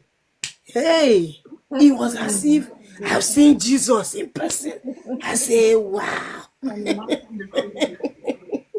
So every time he comes to London, I was always going for his program. And then he came to the church that I was going to then. It was fantastic. I was like, so all these people are real. And then I began to follow him steps upon steps. And then something happened in that church where the pastor had to divorce his wife and he married another person. Then it was Benny Hinn that came to join them. Wow. My love for him just dropped. I'm like, if Susanna can wait for you, why didn't you advise this man to wait? Give him that advice. All those things just pissed me off. I left the church. If I turn on TV and I see Benny, it's as if something is chasing me. I'm like, no. You've really disappointed me, to act like that. What he did, he has completed it, or he's spoken to God about it. But me, the one I saw, I'm like, no, if I stay here, I will be more corrupt spiritually. So I rather go. So those are the things that when you look at earthly role model, you now ask yourself, is it worth it? Mm. That's why many people now say, I'm married to Jesus, Satan, leave me alone. Jesus has his spec as well. So, so we find we all look at, Everyone. yeah, we all look up to Jesus, who is our role model. He's so perfect and all that. We're all working towards perfection. But then I've looked up to some people and I've really been encouraged spiritually, physically, Mm. educationally, financially. I've really looked up to them. I'm like, wow, I can learn from them, Mm. of which I am learning as well, learning and then hoping that our children learn from me, because I now realize that I'm a role model Yeah. to this upcoming generation, whether my kids, my friends' kids, wherever I am at work.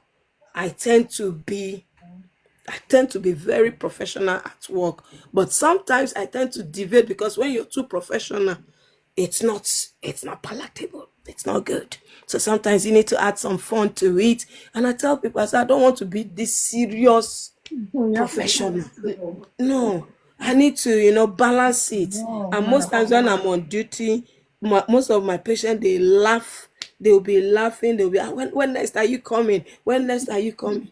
Like on Friday. Susan Okay, I is went to, comedian. You, oh, I no, I'm just called you trying. chef. I just called you chef now. You've turned comedian. Well, I am trying to be everything, but I'm master Everything to of one everyone. though. Okay. So we got to work. I know this is very naughty. The girl was like, oh, she wanted to fart. And before she would say anything, she just farted, boom, near me. I'm like, are you Okay. okay? That She is was, she now used the F word. I say, hey, we don't use that here. I don't condone that words. Just say it. I say, okay, mine is coming. And I farted. She was like, you this. I said, but you did your own. Did I call you names? you know? So that's how I like to make things people very relaxed where I am. I don't like to be too serious. Then when we got to football again, there's this little boy, 3 years, 4 years. The dad will call him and he will use the F word with his fingers. He's doing all the signs. I'm like, where is this boy learning this thing from? And Denzel was so, in my heart, I was praying. I said, I hope my son does not learn this. Even the 9-year-old boy then, when he talks, he does not finish a sentence. He must put that F, he must put the B, he must put the S. When they are playing ball, he will call the N word. Oh, Jesus Christ. I got so fed up and I spoke to the dad. I said, what is going on? Why is he talking like that? Before the dad will even finish one sentence, he has said all the words. uh-huh. I said, oh dear. Somewhere. I was like, oh dear. I said, that's fine. Don't worry. There's no point explaining. Don't worry. And then the wife was coming, and I was like, okay, she looks reasonable. I'm like, is this boy also? He said, yeah. No, he did. I said, okay. I was like, no, hold on. There's no point complaining again. So each time he's there, when he uses that word, I will look at him and say, if I give you African slap, you will stop using such words. So once he sees me, he say, Auntie, I don't want you to give me that African slap. So he won't. So he knows when I'm there, don't use that word. So sometimes we get so influenced by such words, such negative words, and you think people around are not watching. People are, and it got to a point when each time I'm talking to him, and I realize that I'm using I say, no, Susan, switch. I had to slap myself and say, that is not you, that No. is them. So It's you can see dangerous. how easily negative words can influence us. Yeah. So if that can influence us like that, why can't positive words influence us? So it's so difficult for people to learn the good things, it's the bad ones. And sometimes people will say, oh, I learned that from you. I say, why didn't you learn the good ones? All the good ones I've been doing, you didn't learn. It's the bad one. Try and learn the good ones first. So being a model, it's a good thing. Sometimes I stand and talk to myself. Am I talking too fast? Am I talking too slow? My pace, my this, I tend to balance myself because I believe I'm a role model for somebody tomorrow, wherever I am going. Even when I talk to my friend's husband, the kids were like, Mom, how come? Dad, when he's talking to Auntie Susan, he talks very calmly to her. But when you people are talking, you people are always quarreling. And I said, probably is the way she's putting her own words. I will tell you the same way, but in a very polite. But when I know that you want to be cheeky, I'll not be cheeky with you.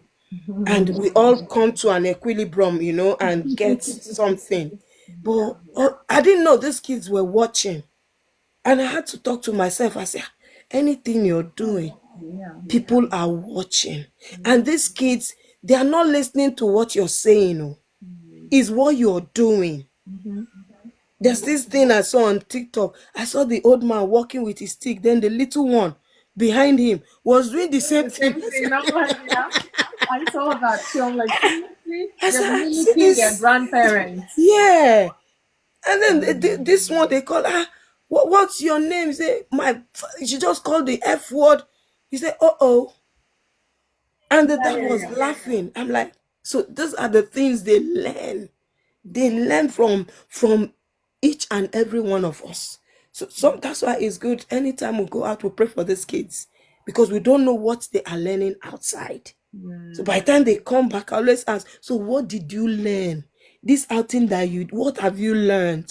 Even today, I was talking to my son. So this your 6 weeks holiday, what did you learn? We talk and I'm like, okay.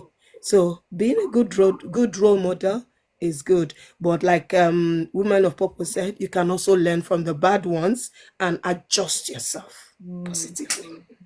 Thank you very much. Chef Susan. Thank you so much for your contribution as well. Wow, amazing. See the way you took us back forth.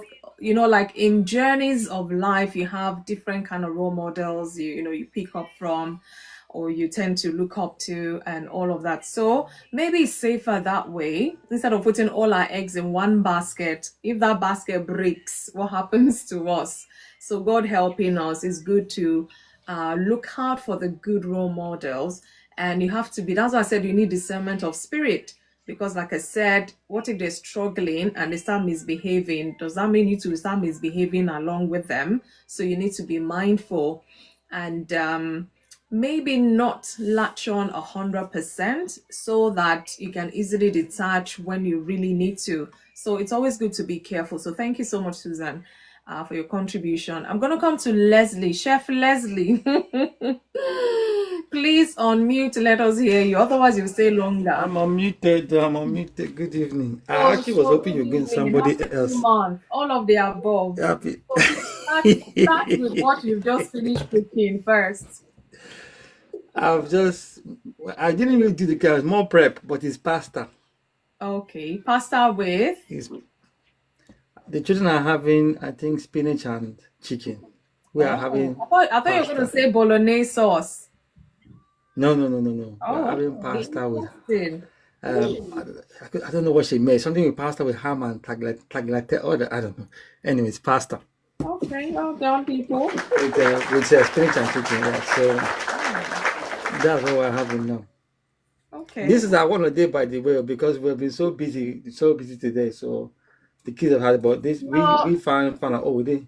Look at Barrington said, all these chefs, hope you'll be up for cooking for us. No, you cannot. No, that was not the bargain.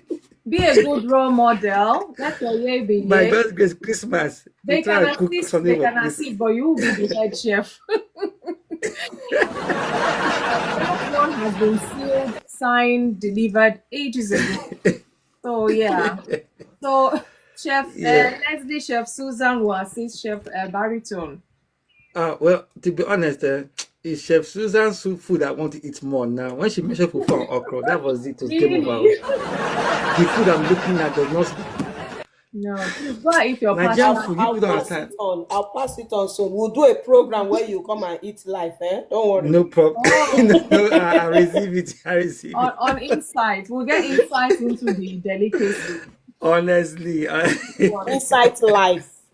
So honestly, happy September, Leslie. Good to see you again. yes, I mean, I yeah. know we will not starve in this September by the grace of God. All of these Uh, things are here. we will not. In fact, this month we are picking up even better now by the grace of God. We're doing better. That's But great. yeah, good role models. I have to say I love how our sister Susan how she brought up her journey, because it just shows it's so true. Yeah. And I think it's a big lesson that I have learned in years to come that has now helped me to, like my wife would say, deal with a role model with a pinch of salt. She said all the time. There was one particular one that I used to love so much. Then there's one day he made a statement that made me feel kind of funny. And I thought, that's not really Christ-like behavior. But I said, we'll just leave it. But that statement will not go. And then maybe a year before the person passed, things began to come out. And I remember that statement that statement was a statement of pride. And the results started to come out.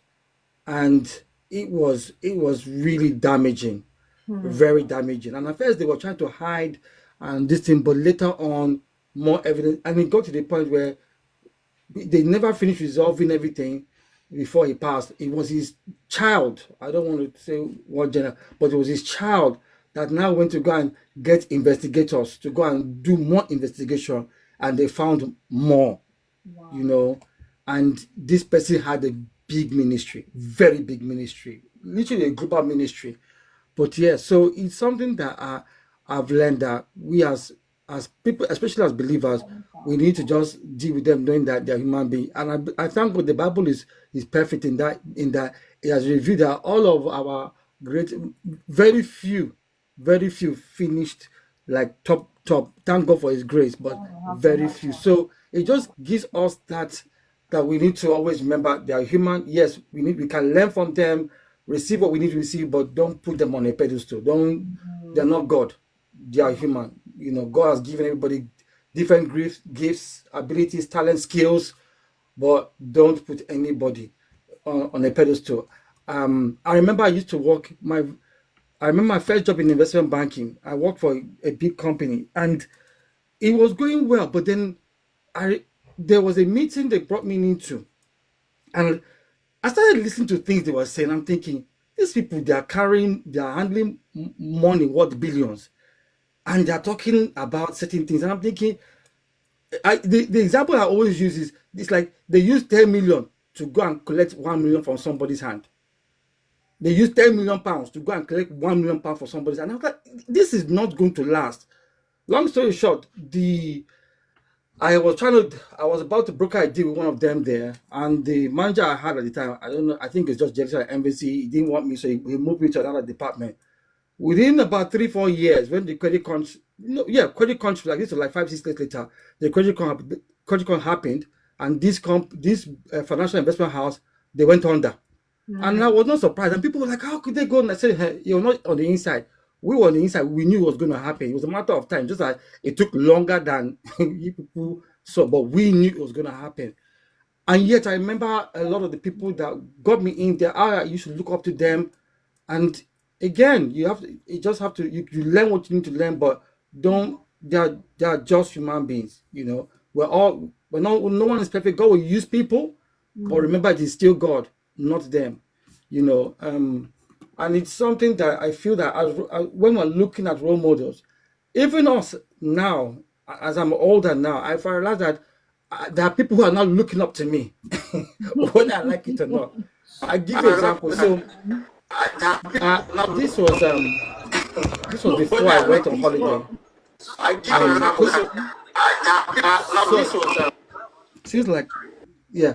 So, but maybe a week before I went on holiday from my workplace, one of the staff, I've been working with her for maybe 3 weeks, and she don't really talk kind of thing. But that week before I went, That night she talked, and and then she now said, "You're not like the other guy." I said, "What do you mean?" Said, "I don't see you on the phone talking to anybody except your wife. I don't. You treat the customers with a lot of respect. You have not touched me once since I've been here." I said, is that how they're doing things here? Wow. I said, when I work with people, I don't. She said, yeah, I noticed that when you come, people do things differently around you. I said, well, I don't know. I don't tell them, but that's the way I carry myself. They're just certain things I just will not do. He said, yeah, I've heard a lot about you. So I was laughing. Wow. I said, I hope it's not bad. He said, no, it's not bad, but it's more like they look at you like you just have a different aura to how you handle your business. And I was like looking like, I'm just here just doing what I need to do. I don't come here to prove to anybody. But that's the way she told me. And I was shocked. And she told me that, yeah, that I just made her feel comfortable. So that was what I realized, that people are looking at you, whether you like it or not, they're watching you. I'm not a pastor. So as Christian, you cannot be saying that no, you don't have to be any person on the pulpit. If you're a believer, you Leslie, are a light of God. Sorry to cut you. I just have to say this before I burst. Have you seen some women, when you're looking for trouble, they're Jesus's girl, or when they're looking for trouble, say, you know what, let's leave Jesus out, and they start removing their ears. And you want to show you that. Oh, I've seen all that. Yeah, whether we like it or not, we are role models. People are looking at us, and I don't think she knows I'm a Christian, but she said that she noticed that there was just something different about how I handle things. So we are, whether we like it, people are watching. We are role models. Once you are in any position, even if you are just gatekeeper, if you are doing certain things in a different way, people will watch you. People will see how you handle yourself. They will notice it. It's very, very important. We don't need to be in a big position before you have influence. Any position you are in, that's what the Bible says. If you are faithful in little, God will give you much. And it's very true. We have to this idea that you have to be in a big position before you have influence, a lie. Influence can happen at any position. I know a Hollywood star who got saved because of his housemaid. Wow. His housemaid is one that led him to the Lord. First of all, his wife, and then him, his housemaid. So, being a role model, being a person of influence, once you're a child of God, you already have influence, and don't take it for granted. Don't feel, and I'm not saying, I'm not claiming perfection. I'm not perfect. I know I'm still believing and trusting God. Anyhow, either. But I don't. I recognize, and I know I have to have standards and principles, and I also set parameters around myself. So we are role models whether we like it or not, and I learned that every day, that once you're in a position, and especially if they know, even if they don't know you're a Christian, but for your own conscience sake, you need to do certain things, So it's important that we know that we are role models, and if anyone's a believer, you're automatically a role model. And at some point, the responsibility of your faith and who you are as a believer will come out. It will, don't hide your faith too, So I will encourage anybody here, it is good to be a role model, but don't make that the goal. Our goal is that we too are also looking to Christ. We are also willing to learn. I'm not perfect. I'm also still learning, and but I recognize that people are watching, But no one is perfect. But don't make an excuse because this person did this thing. No, I recognize that people can get to a point where they are, like I said, I don't want to be anybody's idol, but you have it's a great privilege not to be taken for granted. That's what I want to say. It's a great privilege that we should never take for granted. We should really, really value it and be thankful to God for it, but don't take it for granted. I hope that helps. Thank you. Thank you, Leslie. I rephrase. Thank you, Chef Leslie. Hey, wow. Thank you so much for your contribution. Yeah, being a good role model, it takes a lot, whether you're conscious that you are or not. Consistency, integrity, a lot of things go along with that. Yeah, everybody's a chef tonight. God help you know. So thank you so much. Now I need to know who's next. I think it's you, Baritone. Woman of Purpose. Yeah, I'll have to come to you, Baritone. Good evening. I'm sure it's you because everybody's scattered everything in the box. So apologies. And thank you all for your patience as well. But we're going to hear everyone's submission tonight. Baritone, good evening. You're welcome. I think you're looking for trouble with Elder Debbie there. I saw you. No, no, no. It was when that sound that came on when Leslie was speaking. I think it came from Davis, and so that's why I said gasm, gasm, gasm. Yeah. Anyway, we understand ourselves, so Debbie understands me. So yeah. Okay. So good evening, host, and good evening, Good everybody. evening. It's Happy nice being September. here. Happy September, everyone. Happy September, host. Yeah, I think, like you said, they have all said all what we wanted to say. No, they So, haven't.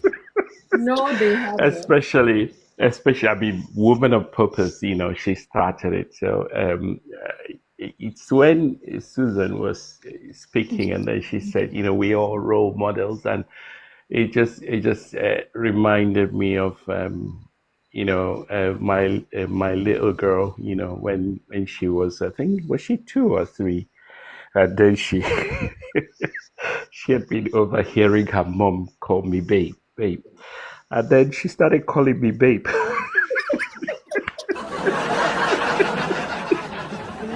They watch, they So listen, they learn. yeah, so there was this day I wasn't home. And I wasn't home when I was supposed to be, home. And she was like saying to the mom, where is babe? Where is babe? So yeah, back to what Leslie said, when he was signing off. Of course, true. Each person is a role model, and because you don't know who you're inspiring, you don't know who you're being a source of, um you're evoking, somebody who is watching you, learning from you. I think the important thing with role modeling is, if someone is inspiring you one way or the other, I think it's good to stick to what they're inspiring you on. As human beings, we tend to, if maybe someone is inspiring me in a particular way, we tend to lump the whole of, goodness in that person.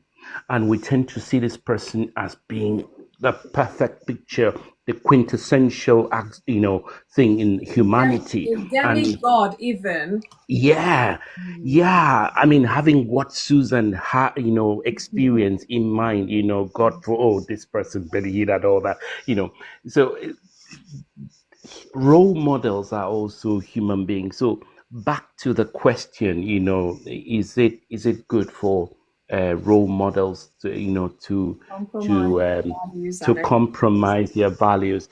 And I would answer the same way where Woman of Purpose started, that it all depends. It all depends on the values, and looking at what are the values, and the difference that exists between the values. I think you would talk about the adapting values. Sometimes, like she said, people grow, and as we're growing, our values. perspectives change, and we learn more. We know that there's a higher way to look at this, and when that happens, it's not necessarily compromising, but that we have grown, we've learned, and we've evolved, and that happens. And then sometimes I know you talk about the issue of bending, the values, or going around the values out of convenience.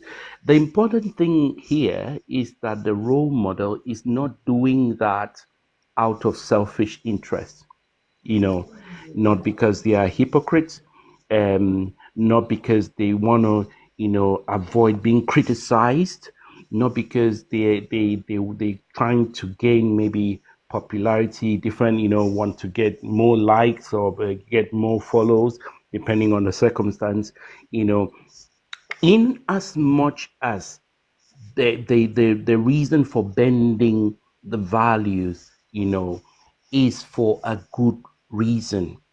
A case in point, whilst you were concluding your talk, what came to my mind was this matter in Mark chapter 6. The issue and the case of Herod. They say, ask whatever you want. And Herodias, the mom said, the head of John the Baptist. Now, if Herod was a good role model, that was the time he should have bent his value, because he said, whatever you want, just ask and I'm going to give to you. But that little girl asked for something stupid. He should have been able to, at that point, to say, yes, I did say this, but it doesn't include sacrificing human life. And that is what a good role model should do, should be able to do, should be able to bend values in such a way that it portrays, it espouses good, instead of just following blindly. You say, oh, people know that I am a yes man. When I say yes, I say yes. When I say no, I say no. Because of people know that, and because of that, you just do it like a zombie. Sometimes it's necessary, to change your mind. I think it might even be good to say that a role model, it's good to show that you're human, that you can be human when it needs to be human, or when that need comes for you to be human. And then there's the issue also when you talk about going through or navigating or conflict of values or conflict of issues. You could have opposing values. You could, be dealing with a situation where honesty and kindness clash. Which one are you going to go with? So those situations would come. And to go with one doesn't necessarily mean that the role model is compromising, but obviously he has to weigh the two values to see. In fact, he might actually have to move from these two values and go for a third option, but in as much as whatever he's going for is for the greater good, and in as much as his mind is in the right place, so it's not necessarily about how good a role model is. Role models are human beings, but is this person a good person? Where is their heart? What are they espousing? And um Susan was saying something about farting at some point. It's not bad to that the role model shows their humanity, that they feel pain, that they struggle too, because it helps the person who is listening, who is watching them, who is taking notes mentally, to know that, and to see the struggle they are going through, to Wow. see that this person is a good. Sorry? I said their weaknesses as well as their strengths. Exactly, to see that, to see that this person is a good person, but this person is struggling, and to see the weakness, to see how they're struggling and where the struggling is coming from, or the struggle is coming from, So it's not necessarily that they should never compromise, but when they do, why are they compromising? How are they handling it? The issue they are compromising with. And if they are transparent, if they are thoughtful, if they're consistent with their deeper principles, people tend to respect that. People applaud that. So wherever we are, whatever we do, it's all about who who is the real person about me? Because, like we said, people are watching. People are watching. People have minds. People can always sift, the sharp. That even when you compromise, they would see the innate goodness in you, and they would see the reason why you're compromising, and would still stick to the goodness in you, even when you go for a lesser or a less good value. So I'll leave it there. Thank you very much. Thank you. Wow. I think what I'm able to get from there, you said a lot of things, is that a good role model is a human being, and as they also evolve, their values, their principle in life, tendency is that it will evolve as well. Say you meet this person the day one and their value is just one, and you know them, their value is one, come rain come shine is one, and then they are growing, they're maturing as well, and they find out that I might just need 1.2. And it's not to confuse whoever is following them. It's just to let them know that, look, as I'm evolving, things are changing. I might need to take one or two and add to it, or remove one altogether and take on two. So I get that, because sometimes I think the perception is role model at 24/7, 364, 354, whatever days in a year, they have to be like on point all Is the on time. point. Yeah, It's a lot exactly. of pressure, I get it. And if we can see, if our mind can understand that they have their weaknesses, they have their strengths, maybe we will not be totally disappointed when they're not meeting up, so to say, because we'll give them that leeway to accepting that they're human. And as long as, they bounce back, because such people will always bounce back anyways. So let's not put too much pressure on our role model as well. Maybe we'll say that. So thank you, Baritone, for your submission. Quite insightful as well. See, I'm learning. But Everybody, true, but you want to. but true. This thing I was saying about the chefs. Don't. So the next person is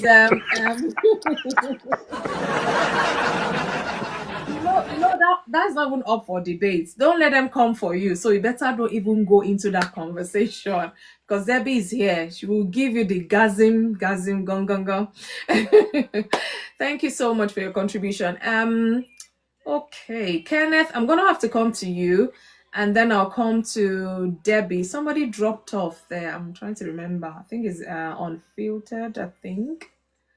If you want to come back up, I don't know, maybe it's TikTok throwing you out. I'm not sure.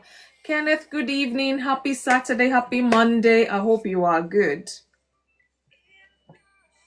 Oh, he's cooking too. Is he cooking now? Everybody seems to be cooking. Kenneth, are you there? Can you speak? Unfiltered is going for the filter. No, Yeah, good evening, everybody. I'm going to in 5 minutes time, please. Are you cooking? If you're not cooking, you have to stop. No, I'm attending to patient. Okay, all right. Unfiltered, you're welcome back. I nearly say you're filtered back. I mean, you're welcome back. I don't know what's happening. Are you the one dropping, or is it TikTok dropping you? I don't know what's happening. I think it's TikTok dropping me, actually. I just keep dropping. I don't know why.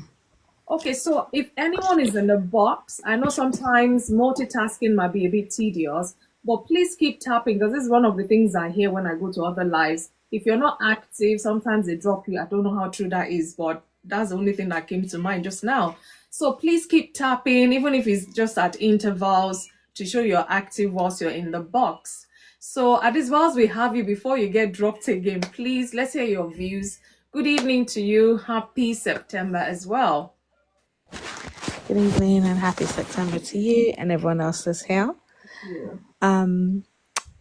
Speaking on being a good role model, I think I would have to agree with Woman of Purpose when she said everyone is a role model, because we meet people, we see people without us knowing. We end up influencing others by our actions or the things that we say. I think what makes a good role model is somebody that you learn from if they've done it directly or indirectly, but you're able to carry the lessons that you've learned through your generation. Like, it's not just a lesson that just sticks with you, it's something that you carry on, that you're able to carry to somebody else, because those are the good values that you pick up from people. And I think for me, when I think about a good role model, I have to think about my youth leader when I was younger. And he was probably the most amazing man, you know, after my dad. He's played a very fundamental role in my life. Okay. And I think it was Mr. Leslie that said that, at some aspects you have to look at your value to see whether you could kind of navigate in terms of your values and trying to kind of influence other people. So you have to kind of, which one is weighing more. So I'm going to go back to when I was 16, and even though that seems quite a few years ago, but I was 16 and I'd met a guy, and we basically, young love, my first ever love, so called. And then we ended up sleeping together, and he took my virginity. And through that, I got pregnant. And I was extremely scared about what to do. And in two cases, I think those two people I was really close to that were much older than me. And the first person that was much older than me was a family friend I was really close to, and I just felt like I wanted to speak to somebody because I was first of all clueless. Even how I found I was pregnant was through, I don't know why, but my maths teacher was talking about, pregnancy and stuff, and I was like, oh, I haven't seen my periods, so maybe I should go and check. Anyways, so the person that I thought that would have my back and speak to me and be able to help didn't. And they were very horrible. It was more like a gossip for them, right? Judgmental. Not really judgmental, but it was more of a, like, let me gossip to my mom, and then up to the stage where their mom ended up telling my mom. So my mom didn't actually hear from me, she heard from them. But while she was telling my mom, she was like making jests and that kind of thing, like, aha, your child is pregnant. But my youth leader, I told him, and he said, I'm going to come to you. I'm going to come to your house, and I'm going to come with my wife. And we're going to talk about this. Don't make any decisions yet. We're going to talk. So I said, okay, fine. So he got me into the car. He came, got me into the car, and he said, what are you going to do? Like, what do you want to do? And I was like, I actually don't know. I don't know what I want to do. Like, I'm confused. Like, this is never meant to happen. And he was like, okay, well, you have three choices. You can keep the baby, you can have an abortion, or you can give the baby up. You can go through it, give the baby up. And he said, if you obviously keep the baby, the good thing is if you keep the baby, you can actually see whether you can go through it. If you keep the baby and you're thinking, actually, this is not what I want, I don't think I can handle being a mom and have a baby, then you can also give the baby up for adoption later on, to a couple that probably will be able to look after that child. And then he said, if you decide, okay, I want to give this baby up for adoption, that could also be a second option. Give the baby up for adoption, and then you have the baby, you give it, and you just go about and living your life. Maybe in about 18 years, the baby will come back, or you could make contact with the baby or whatever. And it was like, and the third one, obviously, is that you can have an abortion. Now, the problem with having an abortion is that once you make it, it's quite permanent. Like, you can't waver from it. Once you've had that abortion, you can't say, oops, I made a mistake, let me get the baby back. He just wouldn't. And then he gave me like a set of documents. It was like, you can still continue with school, you can still continue your dream, having a baby doesn't stop any of that. And it was like, here's a form, And even the government will help you put the baby into, while you go to school, they will help pay for the childcare, and he made those things kind of available. But what was so amazing about that is that actually, even though he gave me the option of an abortion, he swayed me off with it without him knowing that he did. So even though those weren't his values or beliefs, he still had to put the option on the table, but also helping me to understand which one weighed more. Obviously, I ended up keeping the baby. I ended up bringing her up myself and looking after her. But what was so amazing in that instance was him and his wife had been looking to have a child for many, many years. They had been praying for the fruits of for the fruit of the womb, and it just wasn't happening for them. And here they are, consoling a 16-year-old girl who doesn't even want a baby, and they settled. And like, it just was like, what's this? But he ended up supporting me, and he's been such an amazing person in my life, him and his wife.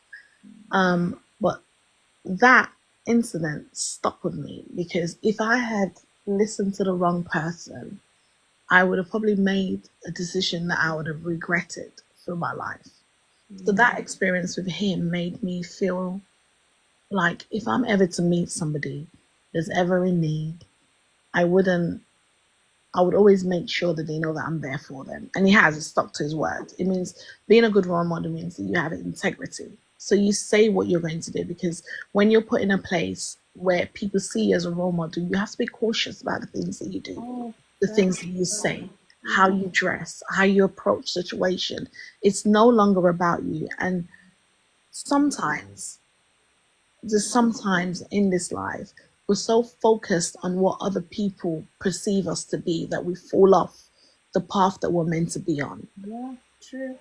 And when I run a platform for women, I talk about marriage, I talk about all these other things, and thanking God, my marriage has been totally, it's been a blessing and a half. It's not gone without its struggles. It's not gone without stress, but my marriage, I can hold my hands up and say 10 years into marriage, I am happier than I even was when I said yes. But it doesn't mean, saying that doesn't mean that I don't, when I go into, like, I find myself, the way I dress is important to me when I go out. The way I speak is important to me when I go out, because my marriage is put on a platform. So even how I dress my husband, when the world is seeing and when the world is not seeing, has to remain the same. And I think so many times people look at the greatness in somebody, but they don't understand the trials that they've had to go to get to where they are right now. So sometimes people look at the fact that, oh gosh, your world seems so good. Oh gosh, you seem so perfect. But actually, most people can't walk the path that person has walked to in order for God's glory to shine on them. No one wants to walk that path. So being a good woman means that you have to have integrity. Wherever you say, don't just open your mouth and say things because it's going to get you some clout. Don't open your mouth and say it because it's going to get you some likings. Say it, just say it and be a doer of it. Don't just say it. Be ready to take actions with whatever you say. And I also think being a good role model is having compassion, kindness and compassion. If you do not have kindness and compassion, you're going to end up like messing up. Yesterday, I think it was on Saturday, I was out with my best friend. It was her cousin's 40th, and we're at this party and I'm not usually I don't like really going out. I like my home body, except I'm going to like events. Tell me about it. And when I got there, there was like a lady, and you could tell that she really wanted to start trouble. We know when someone is really trying to, I don't know what it was, but she was really trying to rattle me. And I had to say to myself, I had a conversation with her, I was like, God, man, this is how you know that the God that lives in me is really there, because it just made me think, are you not busy? Like, do you know what I mean? Like, you should be busy with life. Like, this is not, like, whatever you're doing here is not my main concern, because I have a bigger bird to fry. Like, that's not my main concern. So I just think that being a good role model is having that heart of compassion. Is and you know sometimes you don't want to be a role model, but you're put in that position. If you're ever put in that position, just show compassion and care. And obviously, sometimes people put you on pedestal. Is also reminding people that you might put me on this pedestal. I can't have control of you putting me You're there, but human. You're please human as understand that well. I am human. I will make mistakes. I will make errors. You know, in fact, even the Bible says that those that teach we judge differently. So the fact that you're putting me on this pedestal, please don't. Like I'm just like you. I'm still learning. I'm still Yes, walking the oh, path. indeed. You Oh, know, from I'm it. still living. So I think that is just being, yeah, that's what I just have to say in terms of Thank being a good you. role model. Thank you, Unfiltered. You're driving it Sorry, home. can I ask a question? Unfiltered. Yeah, sure. Yeah, in respect to the question, a post by the host, what's your view? Can a role model, whether, change course, or like, Compromise can is the they? word. Compromise their Yeah, values at any time. yeah, exactly, yeah. And I don't think you can because I think your values are embedded inside of you, right? I don't think that you can, these values and your morals, it's like saying, just because, just because you, okay, in a situation where a woman comes up to me and she says that, That's a greatness. I see you. listen, I'm going through, I would like to have, I don't know, an abortion. My values are not to have those things.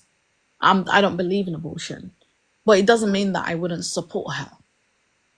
So I'm not compromising my beliefs and value, but I'll still extend compassion towards somebody. So I don't think that you can, because those compromising means that you're not being true to yourself. So just like in the case of the youth leader, he didn't compromise his values, but he was saying these are your options. It was being factual, but he still ensured that his values stood stern because he was like, listen, he made whatever his values are to look like this is the amazing part. And the ones that didn't suit himself, he put it as, well, if you do this, you're not really, there's no out from it. So no, I don't think you can. I don't think you can, and I don't think you should. Okay. What about when you're faced with sorry, host? Yes. Okay. Yeah. What about where you're faced with a between devil and the deep blue sea kind of situation? Like, I think it was a woman of purpose that did say, a situation whereby, those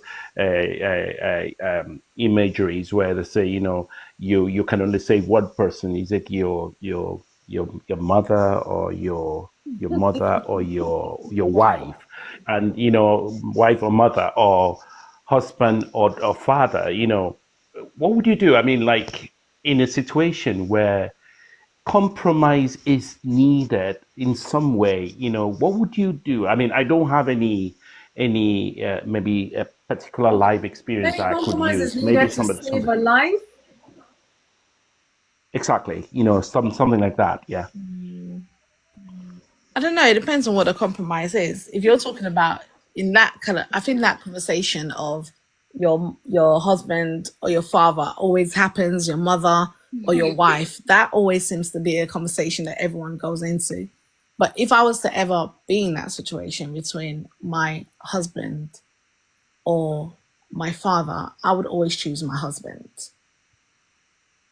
And everyone finds that a bit, but why your husband? But because my husband is not just my husband, he's also a father. And I would believe that my father has lived his life, They were never. and him dying would hurt, but it wouldn't be as impactful as my children losing a father, when they've never grown up to have a father. And also I love my husband, and he's my husband. I love my father, but I also believe that my father would also understand that decision. In fact, I think my father would tell me to go for my husband, not him. I don't know. I don't know in terms of compromising. I don't know. I don't know. I pray I'm never in the situation where I have to compromise my beliefs. But I can't answer that question because I would like to say I'll stand by my beliefs, but no one can really answer that question until you're in that situation. But I would like to stand firm and say, I will stay by my beliefs. It's like someone saying, choose Christ or die. You know, everybody will say, listen, if someone says, choose Christ or no, sorry, not choose Christ. Someone says, trying to find a word for it. If someone tells you to deny Christ or you die, I would like to think that I would say, no, I'm a Christian and I always believe that I'm a Christian. I love God. I would like to believe that that's what I will do. Put in that situation, I'm not sure, but I would like to believe that I would do that. So I just think it just really depends how you, yeah. So I can't really answer that question. I'll just like to say I'll like to stand by what I believe in and hope that that's what I will do. But I've never been in a situation where I've had to compromise my beliefs or my morals or values to suit a situation. Thank you for your response. So I know Baritone, you've given your submission, and to some extent, of course, I do understand where you're coming from as well. But I hope it's not English word that is kind of confusing this talk tonight, because there's a difference between change and there's a difference, the difference between change and compromise. Say, for example, maybe I need to explain this because I'm beginning to see even more insight into that question. Okay, for example, let me use your story unfiltered. This youth leader giving you the option of abortion, and I want to believe is a faith-based youth leader. Am I right? Okay, so this person, the Bible talks about killing, nothing of abortion whatsoever. This should be his belief, yeah? This should be his values as a faith person. And if he's the one telling you unfiltered, you can do an abortion, that is him compromising his value in terms of the faith. If he's so like hell-bent, like, yeah, it's okay, Jesus will forgive you or what, but that is compromising. However, if he changes, I would go for that option of, if you're ready to go through having that baby, you can change your mind, give this baby up for adoption. And he's like enforcing that because, one, you haven't killed, he has not compromised. He said, oh, you can kill, God will forgive you. I think that's a compromise. But when you're talking about changing that, it's fine, the bad or the good or whatever has been done, the deed has been done, but shouldn't be the end of the world. How do I still keep value whilst still being a role model to this young person? So option is, you have the baby, you keep the baby. Option is, you have the baby, give it up for adoption, bless another family or whatever if you're not ready. I feel those two are better than compromising your faith as a believer to say, you know what, just do abortion, Christ will forgive you. Because like you said, you once you've done that, that's just it. That's the end of the life of that child. But even if you give a child up for adoption 10, 100 years later, as long as they're still alive, you can always go back to visit them or see them if you choose to. So that's what I'm trying to say, because when you change your values, whoever's looking up to you would see that you have changed them to be this. But when you compromise what you believe, what you value, and they see this, they like it, they're following you, they're taking you as a role model because of those values. Compromising is meeting halfway just because. So it's a bit heavy, but at the same time, I want us to kind of understand, because like I said, one thing to compromise, one thing to change your values. You can't be in between. Either you're compromising or you're changing that value altogether to be something better or something worse, who knows? But the moment you say these are your values and you want to cut it in half to suit whatever, maybe there might be a bit of danger in that. And then, like you said, unfiltered, if you were put in that situation where you had to choose your father or your husband, right there and then, it has nothing to you being a role model. this is your decision, and it has to do with lives. And just like you said, God helping you, you have that good relationship with your dad, and you say, oh, come on, choose your husband. Some dad will say, I gave birth to you, I suffered for you, I sent you to school, I fed you, and they want to blackmail you into choosing them. You're in a much complicated situation. But that time, you as a person, you have to make up your mind what you feel is best in terms of choice. And I don't think that has to do with being a role model as such. So I hope I'm able to clarify one or two for us, just so that we get the essence of this talk. Because when you compromise because of pressure, because of, could be ill health, because of so many reasons, when you compromise, it's a bit dangerous, to be honest. But when you change, at least they would know you were once this, now you've changed to this.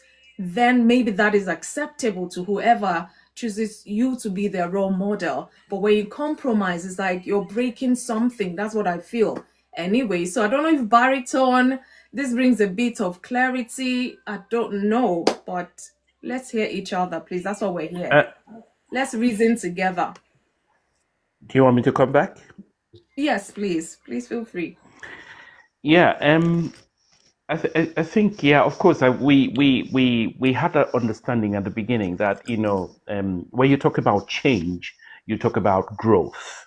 That's what I understood, so somebody's growing and metamorphosing into, something greater. Of course, understanding certain values better and how best to bring them to birth or espouse them one way or the other, if you want to look at it. But then, of course, in the journey of life, of course, we find ourselves. I've seen situations where people commit a lesser crime to avoid, the happening of a bigger crime. And the person on the outside doesn't see the in story, doesn't know what is going on in the inner works, and so could judge based on what they see. It's happening every day. And then also you could have opposing values. When I say opposing values, I'm talking about opposing positive values. Like I use, if this is a matter of moral philosophy, like I use honesty and kindness. And you are faced within within a situation of a devil on the deep blue sea, and you are to, go for one. You are not given that option to go for both. And of course, you are within that situation where you are either to show kindness or to be honest. I would give you a situation here. I want to say Okay, you might have to explain good. further. Yeah. So I was in a school once where I was expelled for cheating in exams, which I never cheated. And so, without going into the full story, I know of a friend of mine, someone I knew in the same class, who actually was the one who cheated. But I felt, in that situation where I was put on the spot, did he cheat? So I could either say yes and get him expelled, or say no and just save his life for him to, continue. So I was in that situation, torn between the two options. If I say yes, I could destroy a whole lot of things for him. I don't know what family he's from. I don't know if his parents will be able to get him to another school, And then on the other hand, if I said no, maybe, I could be helping a soul here. Maybe he could think twice about what, So I don't want to say what, what I said in terms of a response, yes or no, but that's the kind of situation I'm talking about. That you could be faced. I could say, let me tell the truth, or the truth would set you free. That's what is needed. Tell the truth, but could you also do something positive even without telling that truth? There is a story of St. Polycarp, when there was during the Reformation, when he went past, the reformers, they were looking for him to kill. And they said to him, have you seen Polycarp there? And he said, he's not far from you. He didn't tell them, I'm Polycarp.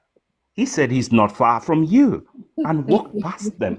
So, what am I saying here? We are faced Wisdom is with profitable to direct, is that? Yeah.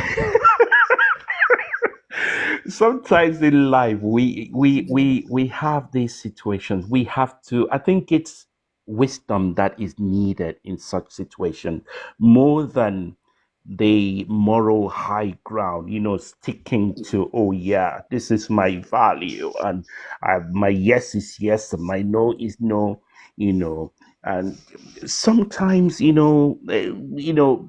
let's seek wisdom. I think that's my view anyway. Thank you.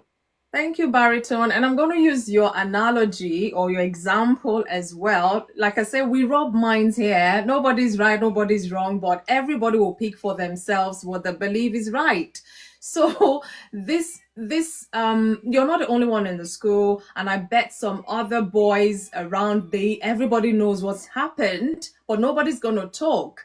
But in that scenario, I want to believe some people are like, Baritone just lied. Some will say, he did a good thing by not, saying yes or no, whatever it is. People will form their opinion of whatever it is you're doing. It doesn't matter. But you as a person, I mean, for you to be sharing this, I bet that was how many decades ago. So maybe something you've not really had closure with. I don't know. I might be wrong. Because sometimes, we have conscience, whether we're people of faith or not, there's a conscience in there. And something might tell you, fine, you've just saved that person, but let's just say it, you just lied. So you have to live with the consequences. You have to live with that. People will form their opinion, they will judge or applaud you. That is what people do. But as long as that person, you're okay with your decision, anybody can think anything. So remember, we always say here, one heart does not fit all. We will say it, everybody, that's what we're all here sharing, and everyone listening will be the judge of whatever. That's what I always say, let us self-reflect. What do you think is good? Hold on to it. Go, do it, use it. If you think, this one I don't agree, that we're not forcing anything down anyone, but we're just trying to reason together, because we know instances, it could be that if you had said yes, that person is going to life imprisonment, you could find yourself in that situation. I get it, but all you needed to do is just to be quiet, or all you needed to do is, I don't know, because you don't want to put yourself in trouble. You don't know, you don't even know, even though everything happened right in front of you. So you have to live with whatever choice or decision you make. So I don't know if that helps, but when you're talking about being a role model, you have to, I want to believe they are younger, you probably are a senior at the time, and they're younger students who probably were looking at you as a role model as well. And either you've confused them, either they will applaud you, either they will say, this senior, I thought, senior did good by not putting that person. So they would have formed different opinion. You probably don't know. You don't even know whether they're looking at you as a role model. So these things do happen. But as long as what you are doing, your conscience is okay, you feel good about it, so be it. Because everybody will be accountable to whatever they do. It's not going to be, you've been a bad role model, so I'll punish you for this. You've been a good role model, I'll reward you for this. You as a person. Because like we say, some people, they are watching you from behind, or they're hiding and watching you as a role model. You don't even know. So there you go. God will help everyone. Wisdom, like they say, is profitable to direct, but every man would have to make up their mind what they feel is their values, what they feel they want to put out there, what they feel is their good practice, or whatever it is. Sometimes even you're the best person. Jesus, did they not crucify him? So we can't always be good to everyone all the time. That's just the truth. I'll leave it there. Thank you so much, Baritone. I don't know if you want to answer back or whatever, but we would have to move on at some point. But I'm sure people are getting the gist anyways. Make up your mind what kind of role model you want to be, because you'll be held accountable for whatever you put out there, as far as I would say. Kenneth, I'll yield the floor. Thank you. And then you go to kitchen chef. Thank you. Kenneth, now. Good evening. Good evening, everybody, and happy new month. Thank you. I've been a good role model, back in the days where we were growing up. I grew up in Delta State, Warri. We used to love football then, and have this role model that year in back in the 93, which is called Wisin Oruman, which is one of the under 17 player that then he was my senior. We're looking up to him. So I grew up in then. I was in junior and he was in the senior team, but playing football. Then we just believing that life, we're gonna make it with football. So when he now came Japan 93, then I called in and he was one of the big star and he shine. Everybody was believing that our role model, when he come back, it's gonna help all of us, giving us good. So when he come back after the Japan 93, we see that not what we think role models, So after then, I began to look up to God, and I will not say that I have a good role model while growing up. After I missed that first role model, I call role model Wisin Oruman by then. Then after then, begin to grow up in a slum area where things are happening. Begin to see things going on in the negative way, moving with negative friends. And the people we call role model were never good, and were never good because the things that they were doing and the things they were introducing to us, it was not good. It was not good personally for me, because I was not born that way. I grew up in a home where my mother always told us to believe in God in every circumstance, in every condition that we are, But the role model, people that I call role model back then, are people that always believe in negative way.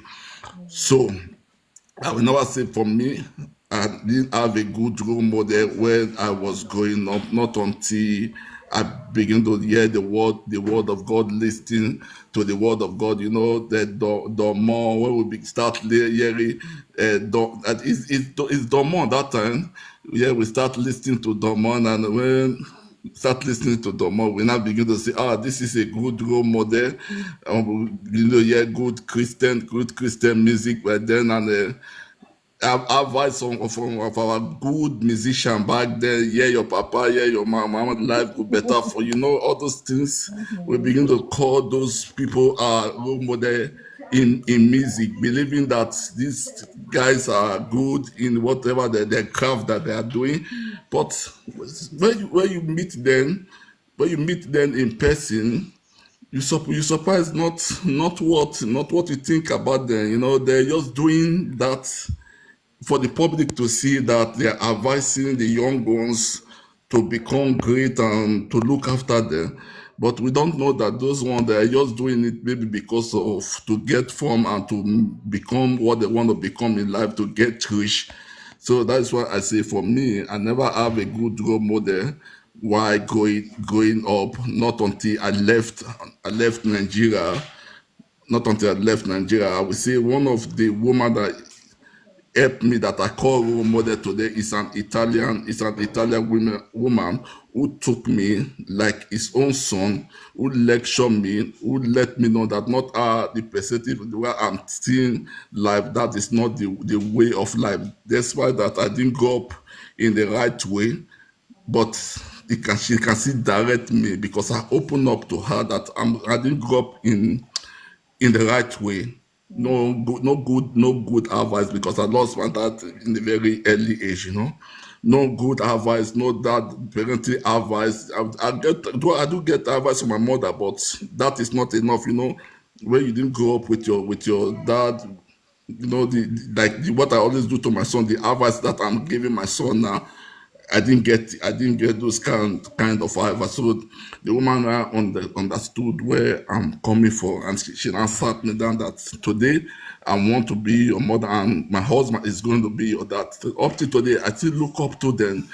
They are almost 70 something, almost close to 80, but I still call them every day to know how they are doing, because I feel those are my good role models who around me, who now rehabilitate me to let me know that life, there must be somebody that must put you in the right track. That is why being a good role model is somebody that you look up to and what the person is doing in your present and even in your back.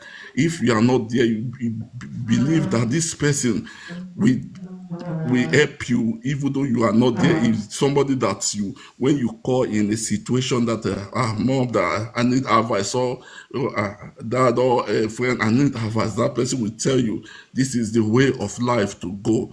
That is why I call them today my role model. They are good Italian people who lecture me, who help me, who mentor me.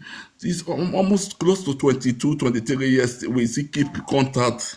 Anywhere they want to know what I'm doing in any country, anywhere I go. I know that they are the first people that bought my ticket back to Nigeria when I went home. 2012. The woman said, you have been in Italy for 10 years now, you haven't gone on. Try and go and see your mother. She makes sure she know how much is the flight ticket to go to Nigeria and the route I'm going to pass. So those are the kind of people you call role model, that want to see you grow, that want to see you, that your life don't remain the way they knew you. They see it. She's saying it. I never believed I would be. I have an African son. That is what she always says. When she always call me, she always say, son, how are you doing? But our own daughter was a bit jealous because of what her mother is doing for me. But the mother now lecture her daughter that anywhere you go, somebody must help you. She never believed it until she went to South America, or no person that she did not know became somebody that is helping her. So when she came back from South America, I said, oh, mom, that thing that you are saying is true. The mother and I tell you see what I'm telling you. So anywhere you go, somebody is always there who God have already assigned to help you and to mentor you in the right way. But at times you might join the wrong one who will put you in the wrong way. But there's still one person that God that ordained. For me, that's for my own perspective and for my own way of thinking, that there is somebody there who God have ordained for your life to be a good mentor, to be a good listener, and to be a good teacher that will teach you the right way so that you don't make the wrong choice of life.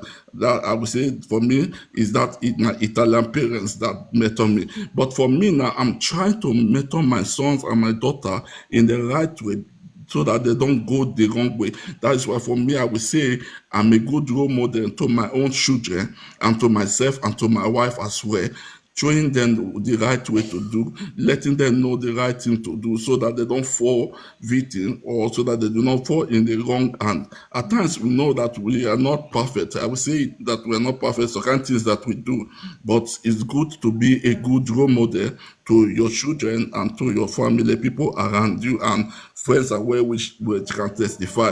Today, I can boldly say that I have young ones in my church who look up to me, things that they cannot tell their father. The father will say, "Oh, go and meet your spiritual father. Go and tell him." I don't want to hear, because you're not going to take my advice. So when they come to me, they'll say, I'll try to tell my father or my dad or my mom this thing. They say, no, go and meet Pastor Ken, is the one that can tell you. So they always like to call me the youth pastor. This is what is going on. My son needs attention. They need to talk to you, because me, I know where I'm coming from. I grew up in the slum, but I don't want the young one to follow that step that I took when I was growing up. That is why today I'm trying to mentor the young ones that is under my shoe to go in the right way. That is why I always tell them one word. I always tell them, train up a child in the way he should go, so that when he get old, he will not depart from it. Because the moment you start departing from the way you grow up, you're going to get it wrong. And when you get it wrong, it takes the grace of God for you to come back to the right track. A lot of my friends who we grew up together, young men and young girls, they are not alive today. But at times when I think about them when we were growing up, it paid me, because these are people that God have a good plan for. But because of the negative friends, because of the people that they look up to, today they are not alive. They are not alive today. I might be one of them, but God sustained me, God helped me, and God knows the plans that He have towards me. That is why to be a good role model is very good, because it will help people around you, and it will even help yourself to grow and to be the man or the woman that God wants you to be. God bless you all. Thank you. I love the fact that you pointed out about some ordained role model for our lives. Not everybody's privileged to have them, by the ways. So it's a good thing if you find yourself in that position, meaning somebody up there is looking out for you. And thank you for sharing your experience as well. And one of the things I said when I was giving my talk is what we're passing on to the next generation. And you can see what was passed on from the generation above to Kenneth. And he took the good of it and is passing it on to the next generation as well. And the prayer is that his own children would, pass it on to the next generation after them. So this thing is a cycle, really. And that's why we have to be mindful who is influencing our lives. We need to be careful, because some people, they might appear good and you get closer so that you can really connect well with them. And if care is not taken, they might lead you into drugs, or they might lead you into all these, ways of life that is not going to help you in the long run. So you really have to be careful, because these things, it affects lives, it affects individuals, and it affects the society at large. God helping us, we find the good role models, and we take after their good values, the principles in life, and we do better by it and pass on even better values to the next generation. So thank you, Kenneth. Thank you so much for sharing. I'm gonna have to plead with us. I was trying to do my normal giftings. I don't know, the thing is just stuck. So please, as many that can give Kenneth maybe 1 or 2, 3 roses, just to encourage, because I love to encourage us. I don't know what's happened. I've been fiddling. If you see, I went off. I'm like, I don't know what's been happening there, because it's not allowing me to do that. Just to say thank you for your contribution. It's just stuck, so I don't know what's happening. But all the same, thank you, Kenneth. I'm going to come to Debbie, and then I'll come to you, Welfare to Wealth. And I think we'll be rounding off with you then. So Debbie, at least you've heard what everybody has been saying. What is your take about being a good role model? And I'm going to ask you the same question is, do you think it is a good thing for a role model to compromise their values at any time? And then, of course, you can share your views. If you want to answer the question, it's up to you. But we want to hear from you. Good evening and happy September to you as well. So you have to unmute. This is where you're mute. Please don't let me think TikTok has muted you now. Good evening. Good evening. Yeah, you're welcome. Role model. Yeah. Well, I think when it comes to role model, it's actually a lot of responsibility on a lot of people, either the one they sign up for or not. And I think every one of us, like everybody has said, as a child of God, we are a role model.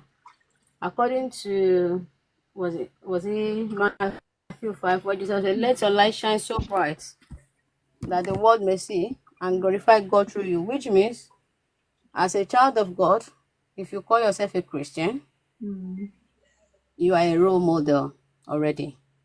Your life is an example if truly God lives in you or you are serving God. Now, let's come back to normal, regular life. when it comes to role model, the question is, the person you choose as role model, do they even know that you are choosing them as role model? Because in the first place, they are human as well. They are bound to make mistakes. There are situations that will make them have, the only option they have is either they compromise or they get somebody else in trouble. So why are you following that person? Big question. The question is, that person you chose as a role model, why are you following them? Are you following them because of the results you've seen in their life, or you are following them because you are there to judge them? The only reason they will make a decision and you feel, oh, they've compromised, and the next thing you do is you judge them or you stop following them, is because you are not following them because of anybody that followed Jesus in those days, when he said, when they were about to stone that woman, and he said, if you have not sinned before, be the first person to stone. That was him compromising. We could have judged and say, maybe this one call himself saint. What he's supposed to Was do, he compromising though? it was the same thing as what Mr. Barrington did. All Jesus had to say was, what she did was actually a sin of adultery, which according to the law then, she's supposed to be stoned to death.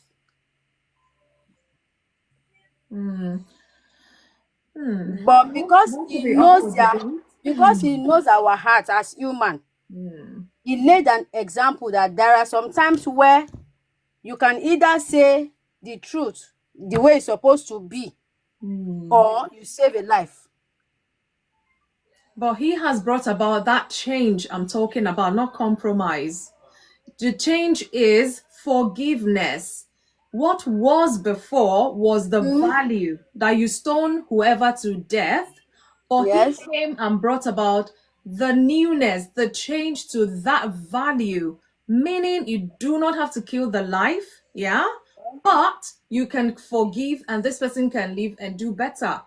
If he compromised, if he didn't compromise, I don't think he did.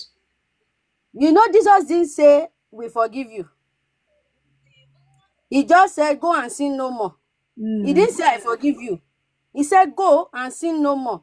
Meaning, if you like, go back to your sheets. If you like, continue. If you like, don't do it again. I have saved you this once. Decide whatever you want to do. What I'm trying to say here is, when we say we choose somebody as role model, Yeah. the purpose why you chose them matters. What is your why? You have to answer. What is your why? There was a time on social media where a lot of people were following a certain guy. He talks about marriage, how you're supposed to treat your wife, how you're supposed to da da da da da da da da da da da. Bam! Few years after, this guy cheated. These same people that encourages him, that claps for him, that calls him role model, his followers went down. The bashing went up. And my question was like, yes, he made that mistake. Yes, he broke the rule. Yes, he did that. Before you started following him, did you know what his life is like? You don't know what his life is like, but because what he was saying then did something to you, what he was saying then aligned with you or your belief, you followed him. Now he made a mistake, and the next thing you want to do is stone him. Where is the grace of him being a woman? I'm not saying what he did. God bless you, woman of purpose. I'm not saying what he did is right. A debate. What I am saying is, he is human. So why are you following that person? See, when it comes to role model, Since everybody have been talking, I've been asking myself one particular question. You know what the question is? No. Debbie, who is your role model? Oh goodness. I And think everybody should go and reflect on that question, to be honest. I kept asking myself that, wait, do I even have a role model? Who is my role model? In spiritual life, business, life in general. And I realized that most of the people I have learned life from, most of the people I learned that have taught me not to make mistake in some ways are people that have worked in that way, and one way or the other they failed. Maybe in business, maybe in life, even in marriage. And there are people that are true to themselves. They are ready. They will see. I am privileged to have them, because they will sit you down and be like, this is my mistake. This is, if I had done this, if I had done this, if I had done this, if I had done this, this would not have happened. This would not have happened. This would not have happened. And honestly, I'm grateful. I've not really been privileged to meet people that say, oh, they're really doing it, and not because I don't follow them, not because I don't look at their life, not because I don't like the way, but because I don't really know you. I only try to pick one or two from the lesson you give and apply it with my life, not follow your step. Because I don't really know you, and I know you are human. You are only saying the part you want to say to me that will encourage me. But you are not, but there are some parts that you cannot tell me, which is fine. Which is fine. The thing is, do you give grace to people you follow as role model? Because they're not perfect. They can never be perfect. There will be situations that will make them, that all they need to do is either they compromise or they get somebody in trouble. And that trouble will cost more than them just compromise. What kind of question is this from Mr. Barrington? Is Adasa with you? He's not even here. Okay. So when it comes to role model, I think role models start from home. Yeah. My first spiritual role model was my father. God rest his soul. I will not lie. 5:30 a.m. You wake up. You did not wake up. You have to be in the gathering of the brethren. Your voice is cracky or is clear. You have to sing. Now that's not the problem. As a child that grew in that house, you have to be able to read different psalms, 7 psalms for each day. You have to memorize it. And I grew up with uncles, youth leaders that you don't know it. They'll beat you because they are doing it as well. Now, did that pay off? Oh my God, it did pay off. It did pay off. There are sometimes in my adult life now, even if I don't feel like praying, I just need to look at, okay, let's this thing that is worrying me. I think Psalm 27 will work for it. The Lord is my light and my salvation. Whom shall I fear? Before you know it, I have finished. And I'll be like, in Jesus' name I pray. That's me. Oh.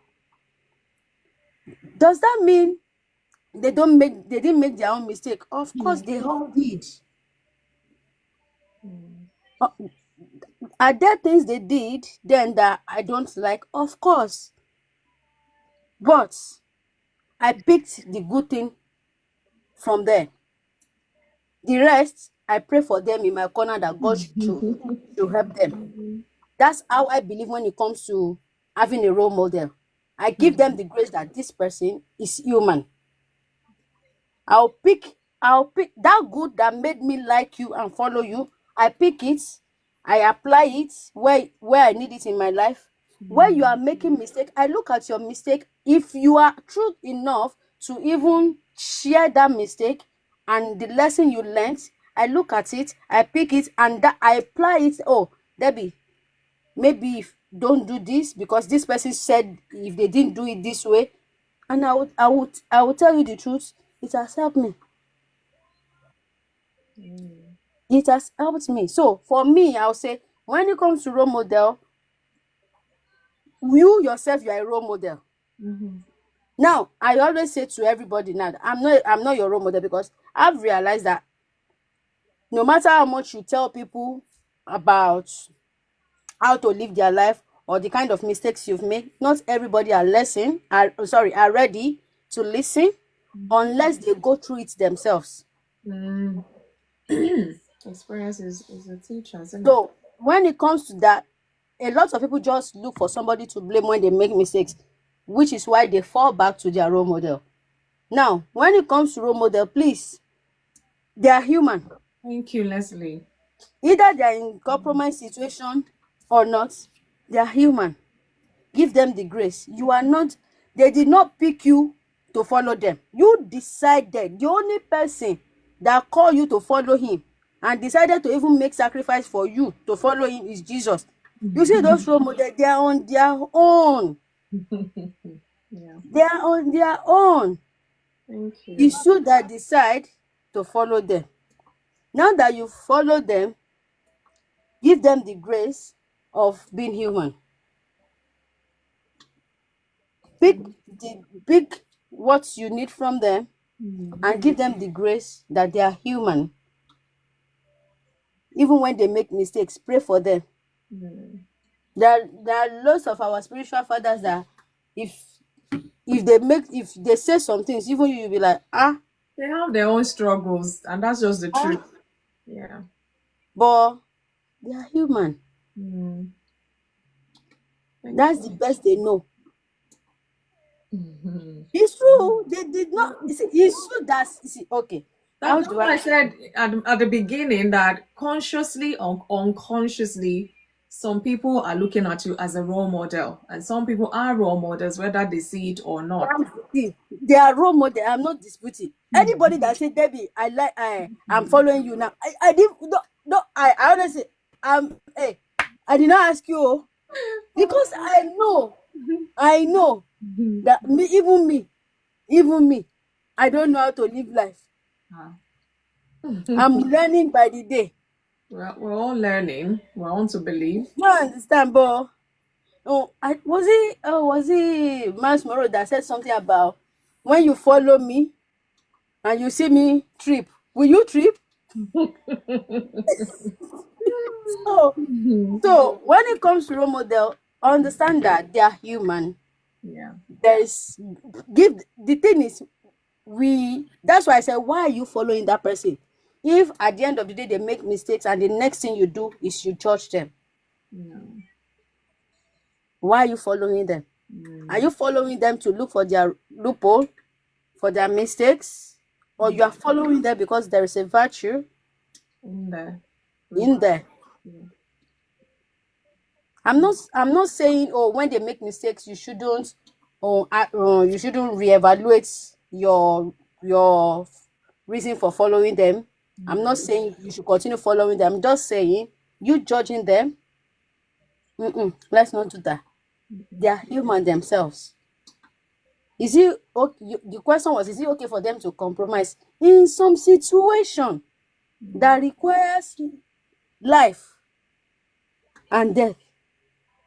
They might need to. Thank you.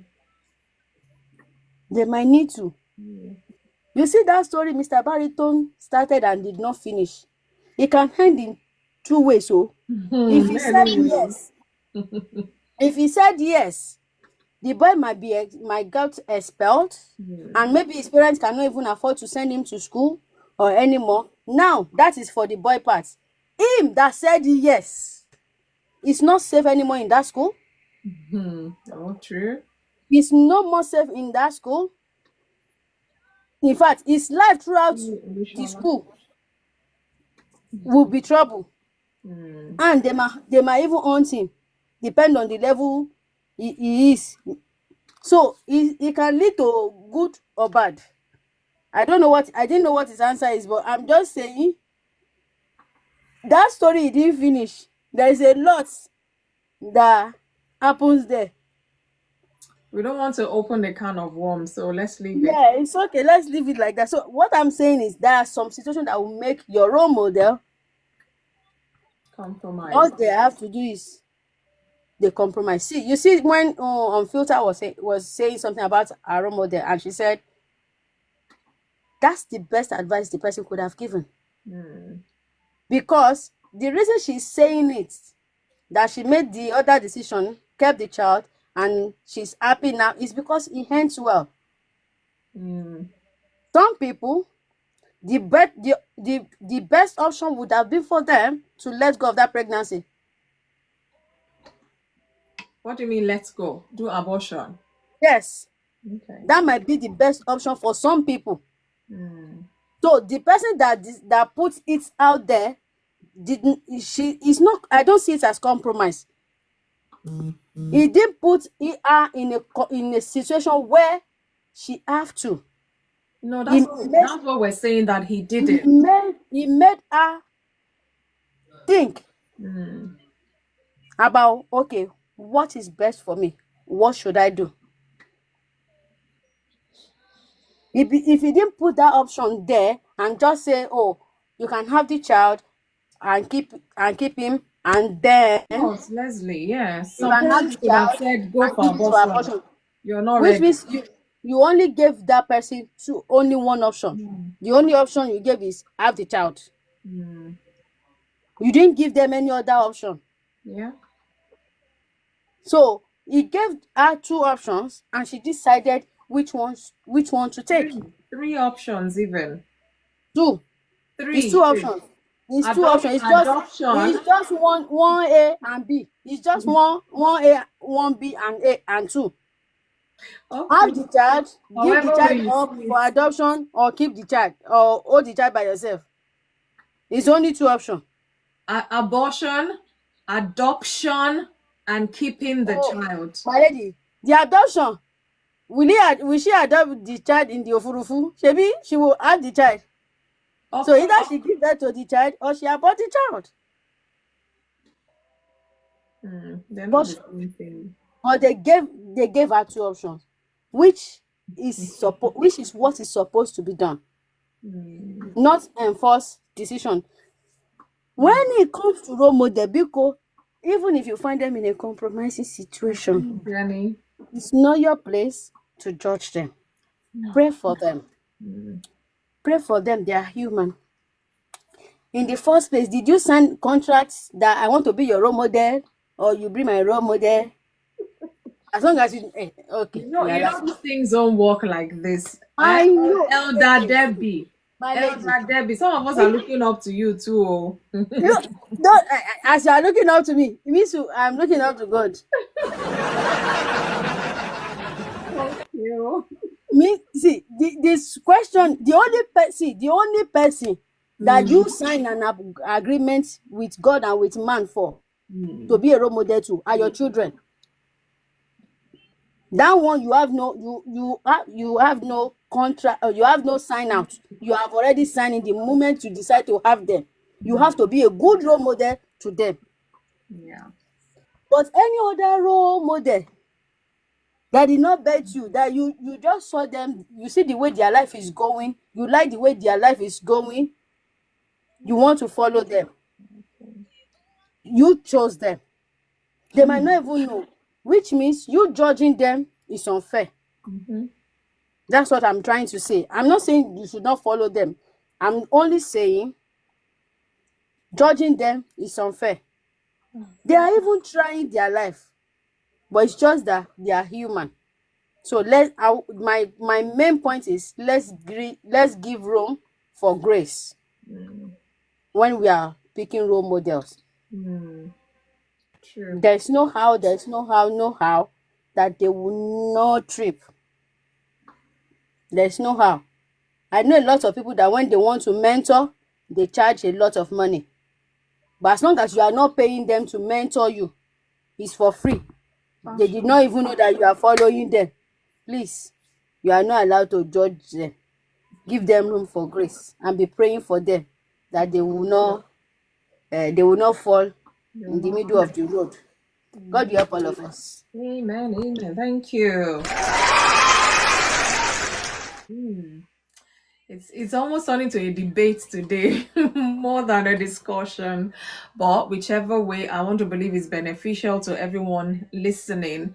I mean, just like Debbie said, and quite a few of us have said, when you choose that person, some of them, they don't even know somebody is chosen to follow them or to look up to them as a role model. They're just living their lives, and if you're truly loyal, so to say, in their good times, their bad times, in their weak times and all, you're going to follow them because you're learning life from them, or profession or whatever it is from them.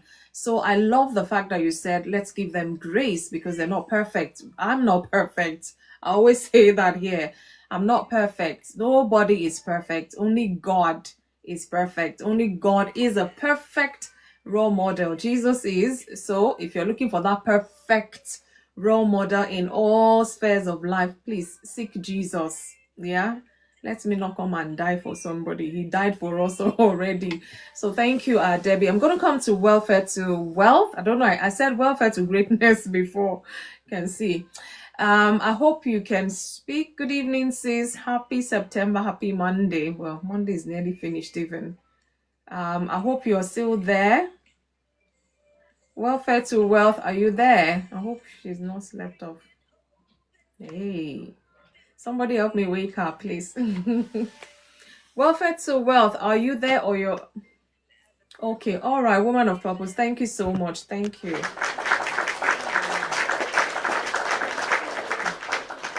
Maybe I work at it even. Okay, I'm not sure if she's still there. Let me knock on her door.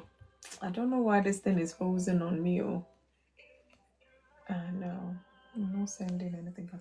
Okay, I think maybe she might have slept off or busy or something. I think she's meant to be the last person to give her submission. Welfare to wealth, are you still there or we should pass on?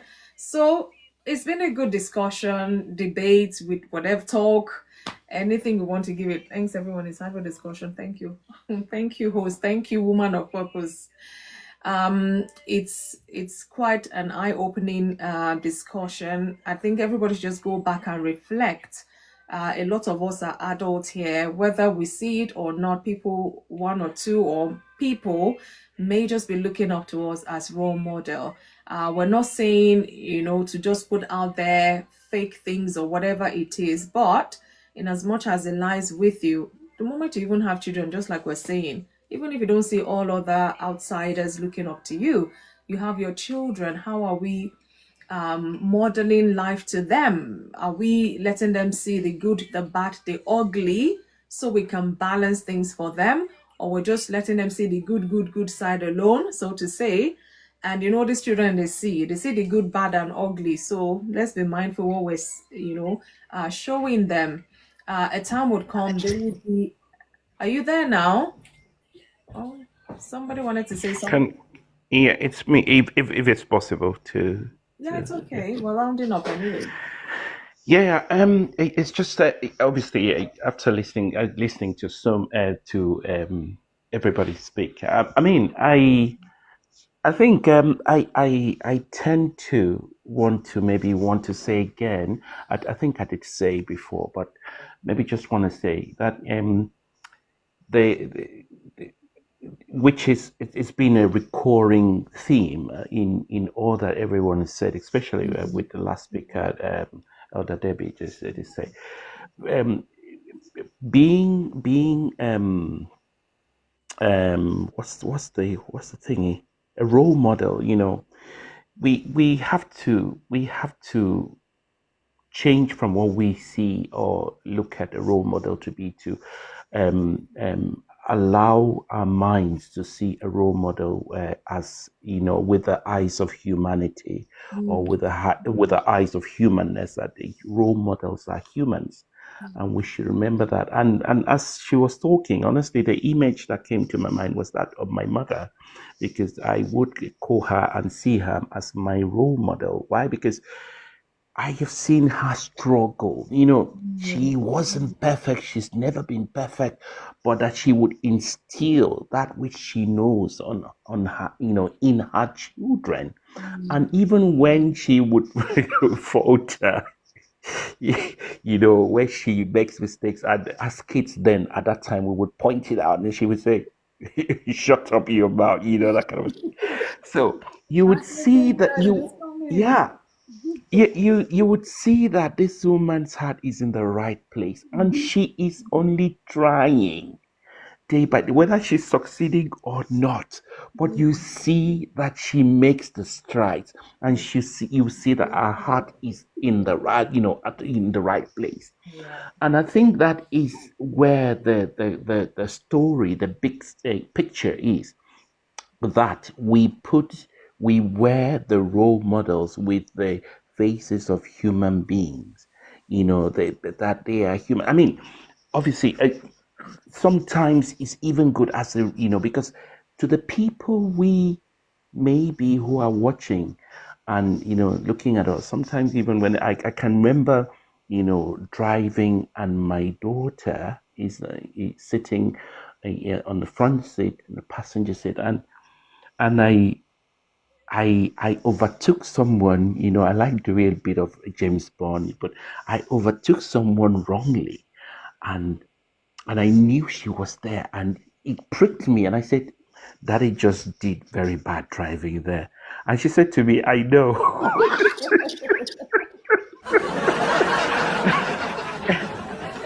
So, because I just became conscious, and I said, "Oh God, I did that," and this girl is here and she's seeing, and I had to convict myself before even, you know, she had the chance to either keep quiet or just pretend or think that that's the right thing to do, you know. Yeah, so I think it's the same thing we should with our role models, that we give them that space and see them as the humans they are, that they will sometimes falter, sometimes, but it doesn't intrinsically make them bad people, you know. And that is just what I wanted to, you know.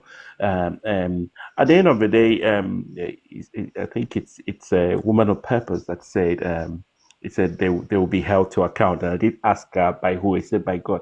He said, of course, yeah, by God, you know. And I think Jesus did say, you know, woe to any of you that would, you know, lead any of these little ones astray. It would be better that, you know, if you were not born, or like a millstone be hung around your neck, you know, because obviously to whom much is given, much is expected. And even though nobody has said to you, "You're my role model," you are, and you know, God is seeing, and you know, you have to be aware that you are in some way, in some capacity, at some point in time, you know, being a leading light, or in a place, you know, you are placed in, you're in that place to be a leading light to other people. And when you falter, it doesn't, that's not the story, but you know, that you stand up and you keep moving. Thank you. Thank you. Thank you. At least thank God everyone's come to that conclusion. So I concur, really. So we know that these role models are not perfect human beings. They have their moments. And to be fair, if we're good, is it modeling now? I don't know the word now. People following them, especially when it's even out there of their errors or whatever. I think that's the time we need to play our role, because they've poured all the goodness on us. We need to pour that goodness back by cheering them on, by encouraging them, by saying, look, you may have fallen, but rise again or something. And instead of just, they're falling, you now be the one lambasting them and, you know, putting all sort of negative comments out there. You see, one good turn deserves another. That's what I feel as well. So thank you, everyone. I know Elder Adegbenga, I just brought you up for moral support right now, because we don't even know where to begin from. Thank you so much. Good evening, everyone. Good evening. Happy September to you. Happy September. Yeah. Thank Otherwise, we'll you. have to go back to the beginning and, of course, look at the time. Please, let me pardon. Let just pardon me with So love. we pardon you. Thank you. We I can pardon take the you. offering now. Should I call the account Yes, details? so I don't know. My account is frozen now. No, I'm like, I think the only way will be for me to end the life and come back. And I'm like, well, rounding up, there's no point. I've been pressing that button, but nothing seems to be happening. I feel good Oh, right now. So, but all the same, thank you for stopping by. Please help me show love to Elder Adegbenga. At least I even showed his face at all. Thank you thank so you so much. much. Yeah. Yeah. For your information, we've been talking about, see, even that thing has disappeared. Hey, because it was on there before. I don't know what happened. The sticker effect, I think it was. So we're talking about being a good role model. So that's why, we're going back and forth. It became a debate, left in the discussion zone, and then we're back to discussion, and then we're back to conclusion to say that, look, it's good to be a good role model, but in the moment of being a good role model, you have your own life struggles, you have your weak moments, things can happen. But people following role models should not judge them, especially in those times. Rather be there to keep cheering them on because you might just be the encouragement they need to get back on their track. So please, let's avoid judging. Let's extend grace to them. They're human as you are. You're not perfect. So when we're pointing fingers or we're making comments, negative comments, remember that one day the people looking up to you too, they are waiting, whether to comment good or comment bad. Be mindful what you do. But above all, like I said in my talk, every parent should know that their children will always look up to them because they are the first source of guidance they will see even before they meet Jesus. Because when you give birth to a child, they won't just be born again straight. So they will have to model a lot of things after you, and depending on what you're modeling to them as well. So let's be mindful. And these things goes from one generation to another. Something has been passed on to us by our parents. Either we make good of it, double it up, and give our children the best so they will do the same, or we take all the bad, values or whatever they may be and double it up and pass to our own next generation as well. But let's be mindful that we live good in the world. We're not all going to live forever, but what we do afterwards will speak a lot of words way after we're gone. So let's be mindful whether people are looking at you, whether you feel you don't have any people looking at you. Just be good in what you do. Leave the world better than you met it. That's what I can say. So thank you everyone. I'm just going to delete this. I don't know what is happening with this thing today, so but it's all good. Thank you so much for your contribution. I appreciate every single one of you.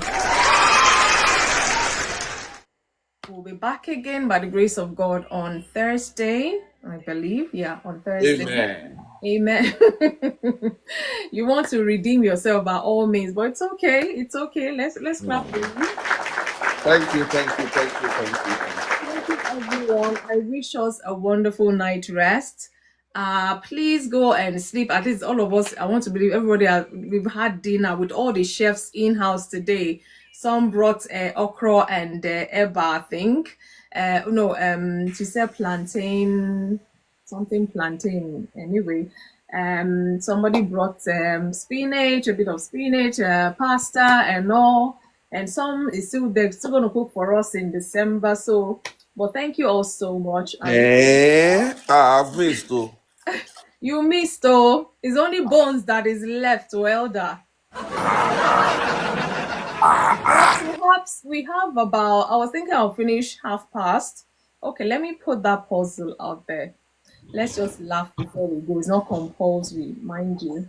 It's not compulsory. If you want to attempt it, because we're talking about role model tonight. So whoever wants to attempt this, if you can just say it 2 times without blabbing, we'll give you the gift. Debbie Gazim is always up for that, I'm sure. You are going to start because you're just coming. That's your punishment now. We're judging you right now. So let's see. I'm gonna copy that so I don't lose it. I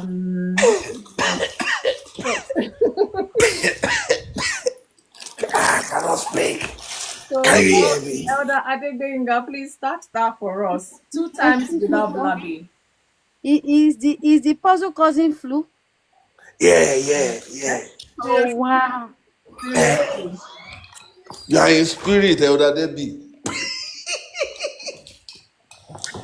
Please, so it's not causing anything. Yeah. Okay. I really want us to go for it. Role models make marks, molding minds with meaningful morals. Thank you. Eh? Oh, you didn't get that. Okay. Somebody help me. Okay, let me go. Let me go again. If that's fine. Can Did I? you get the instruction is okay? Let me give you the instruction. Everybody knows the instruction. You have to say it as fast as possible, twice. Now, not even 3 times. 2 times without Oh, blabbing. okay. Without blabbing. Fast as possible. Exactly. Say it fast without blabbing. Straight so All that we right. can hear you as well. Somebody will have to help Okay. me repost. All my button is gone right now. I do not know what is going on. TikTok is shutting us down here. No, in Jesus' name, we reject that. Amen. So just help. I don't know. Maybe it's the phone that is frozen even. Oh, okay. I want to go. Role models make match.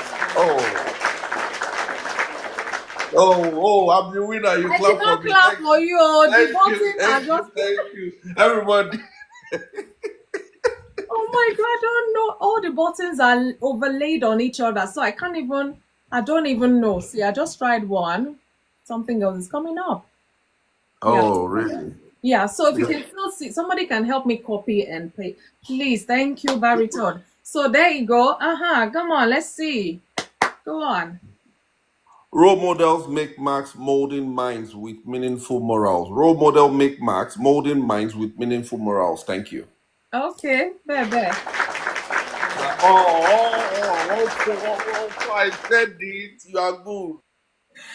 Look, you have to come back on Thursday for your gift. Like I said, all the buttons here are frozen. I don't know why it's only clap. You can see it's only clap that is working.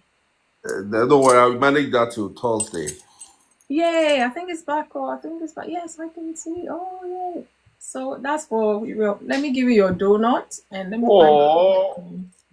oh, ee, Let's see oh. who's going to beat Elder Adebenga tonight. So who Mhm. wants to try again before we go to sleep? Say it as fast as possible twice, only twice tonight, so that we don't overstress ourselves. We still have 4 more minutes as we tap. Let's take it to 200, guys. Please, let me find that club.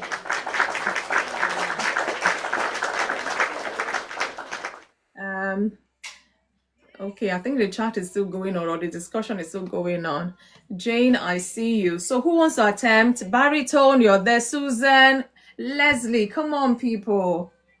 Only 2 times now. You see, I've made it easier. Anybody else? Elder. Okay, Elder Debbie. Oh yeah, come on, let's try. What are we trying? Did you not see the tongue twister? I just said you have been a good role model. You are still coming after me. I didn't hear you. That's why. But thank you. Let me find that clap in the midst of all this. They're saying that we want to hear you only 2 times. Only 2 times. Somebody What is it? Let me see. Role model make help me repost.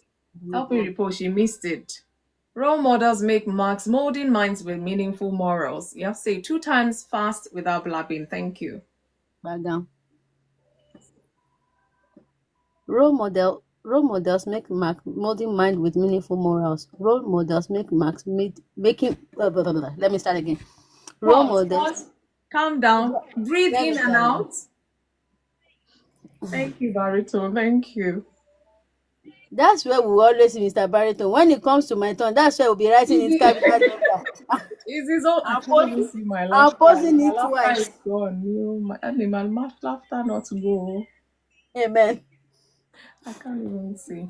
Oh my goodness. But you He's get always it. after me. When it comes to me, that's when he tap it 2 times. Anyway, He's going to try after you, so it's okay. Oh yeah, he let's. better. Oh.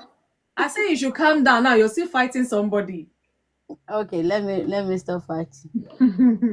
Where is it? Role model. You have to scroll down. You have to scroll down because it's gone. I've seen it. All right. Okay. Role models make marks, molding mind with meaningful morals. Role models make marks, molding mind with meaningful morals. I did it. No, it Guess wasn't. what? It wasn't smooth. Only donuts you get. That's not nice. No, no Role ice cream models. for you. That's not nice. No That's ice not. cream. Let me just clap it. That's not nice.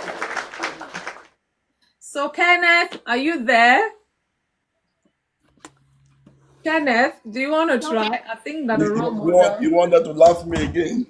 No, no, no, we're not laughing. But you know You you're want saying this one that? two times. You want that to laugh me again? Mariton, are you ready to laugh? Yeah, we will try. We will try. Ah, he's laughing already. My lady, maybe anybody that laugh, they should drop a rose. Anybody that laugh. Why am I scared? Role model make Max much mind with meaningful moral. Role model make Max mind with meaningful manners.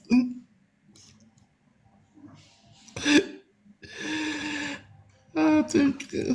Deep breaths, you can do it. Trust me. It's because you've been laughing before you started. That's why you are See, you're even the doing one that. making us laugh. Oh, you really want us to laugh. I'm only laughing, please. I cannot. One last time. Okay, 2 times fast without blabbing. Calm down, calm down, calm down. You can do it. Role model make mind with meaningful manner. Moral. Role model make manner with meaningful. Daddy, who is that person? Who's laughing? So I'm so sorry, Kenneth. Whoever is that, let me see whose mic is open. Yeah, it's very true. Please, thank Let's you. see, please, then let's see try, please. Leslie is eating spaghetti or pasta. He will have the time. Oh, he's there. Oh, Leslie, come on. Let's encourage Kenneth. Kenneth, let me just give you one ice cream so that it will not be like we just fashied you there. Yeah? Please don't take it too fast. Yeah, Leslie, come on. How do I answer this one now? Role models make marks, molding minds with meaningful morals. Role models make marks, molding minds with meaningful morals. Let me see. I think somebody else wants to try there. I'm not giving you the... I think you two want ice cream. I think so. Let me make it to no donut for you, Leslie. Let her try, please, if she wants to attempt it. Mr. Barrington, we're coming for you next. Yeah, thank you for posting. You're posting it now for yourself, so thank you. Leslie, you're muted.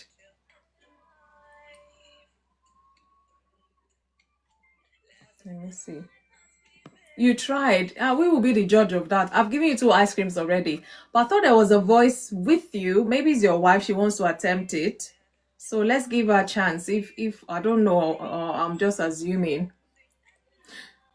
It's pasta, not spaghetti. Okay, Mr. Baritone, last take. Come on, let's do this quickly. 2 times fast without blabbing. Let's go. We want to go and sleep. You're just laughing. Or who's laughing? Role models make marks, molding minds with meaningful morals. Role models make marks, molding minds with meaningful morals. Role models make marks, molding minds with meaningful morals. You say Guinea? Did anybody I answered. understand that? Let me, Joe. I don't know. I said it fast. But I said it. To be honest, let me not be biased. You actually did it, but it just sounds like AI. Honestly, I was about to say, the person played AI for. Okay, the elder have spoken. 1, 2 ice cream, 1, 1, 1 donut. Thank you so much. I cannot use my chair. Ah, Lord have mercy. I wish you can see what I'm seeing here. I don't understand. TikTok, we will finish with joy and laughter tonight, whether you like it or not. Thank you so much. I think this is well done, everybody. Yeah, we've gone 4 minutes past the time we planned, but it's all good. Thank you all for making it fun. At least we've ended it. Please still go and reflect on our topic for today so that we'll do better as individuals and perhaps the world might be a better place for everyone to live in. Thank you all so much. I really appreciate every single one. Enjoy the rest of September and the rest of the year, actually. And we'll be back on Thursday, 8 p.m. UK time. You know what we're going to be discussing. God willing, I'll see you then. Good night, everybody. Good night. Good night. Bye bye. Oh, no. Okay, let's keep tapping 200. Are you challenging people now?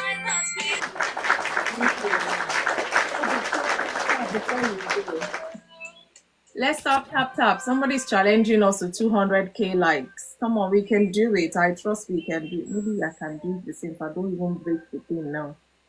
Okay, let's do it.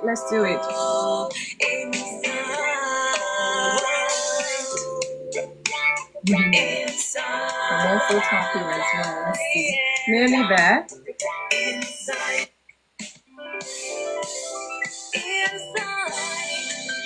Bringing hope and make you feel alright. Rainbow. Elder Debbie, where did you disappear to? We're nearly there. Come on, we're nearly there. Thank you, everybody. Thank you. 0.6 more. Oops.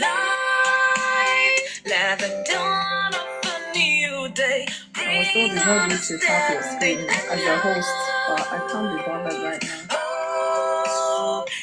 Nearly there. Yay! In fact, we even put point 3. We want to tap on. Please, guys, I'm begging. Let's all go and sleep. Thank you so much. Good night, everyone. Thank you. Much love. Thank you. Oh, wow. And you guys are vexed for me. Okay, well, let's keep tapping then.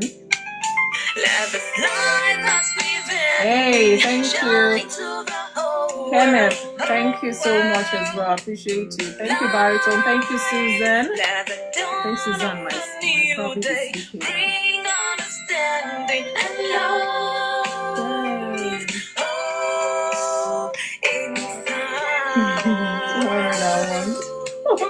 Thank you, everybody. Good night. Good night, everyone.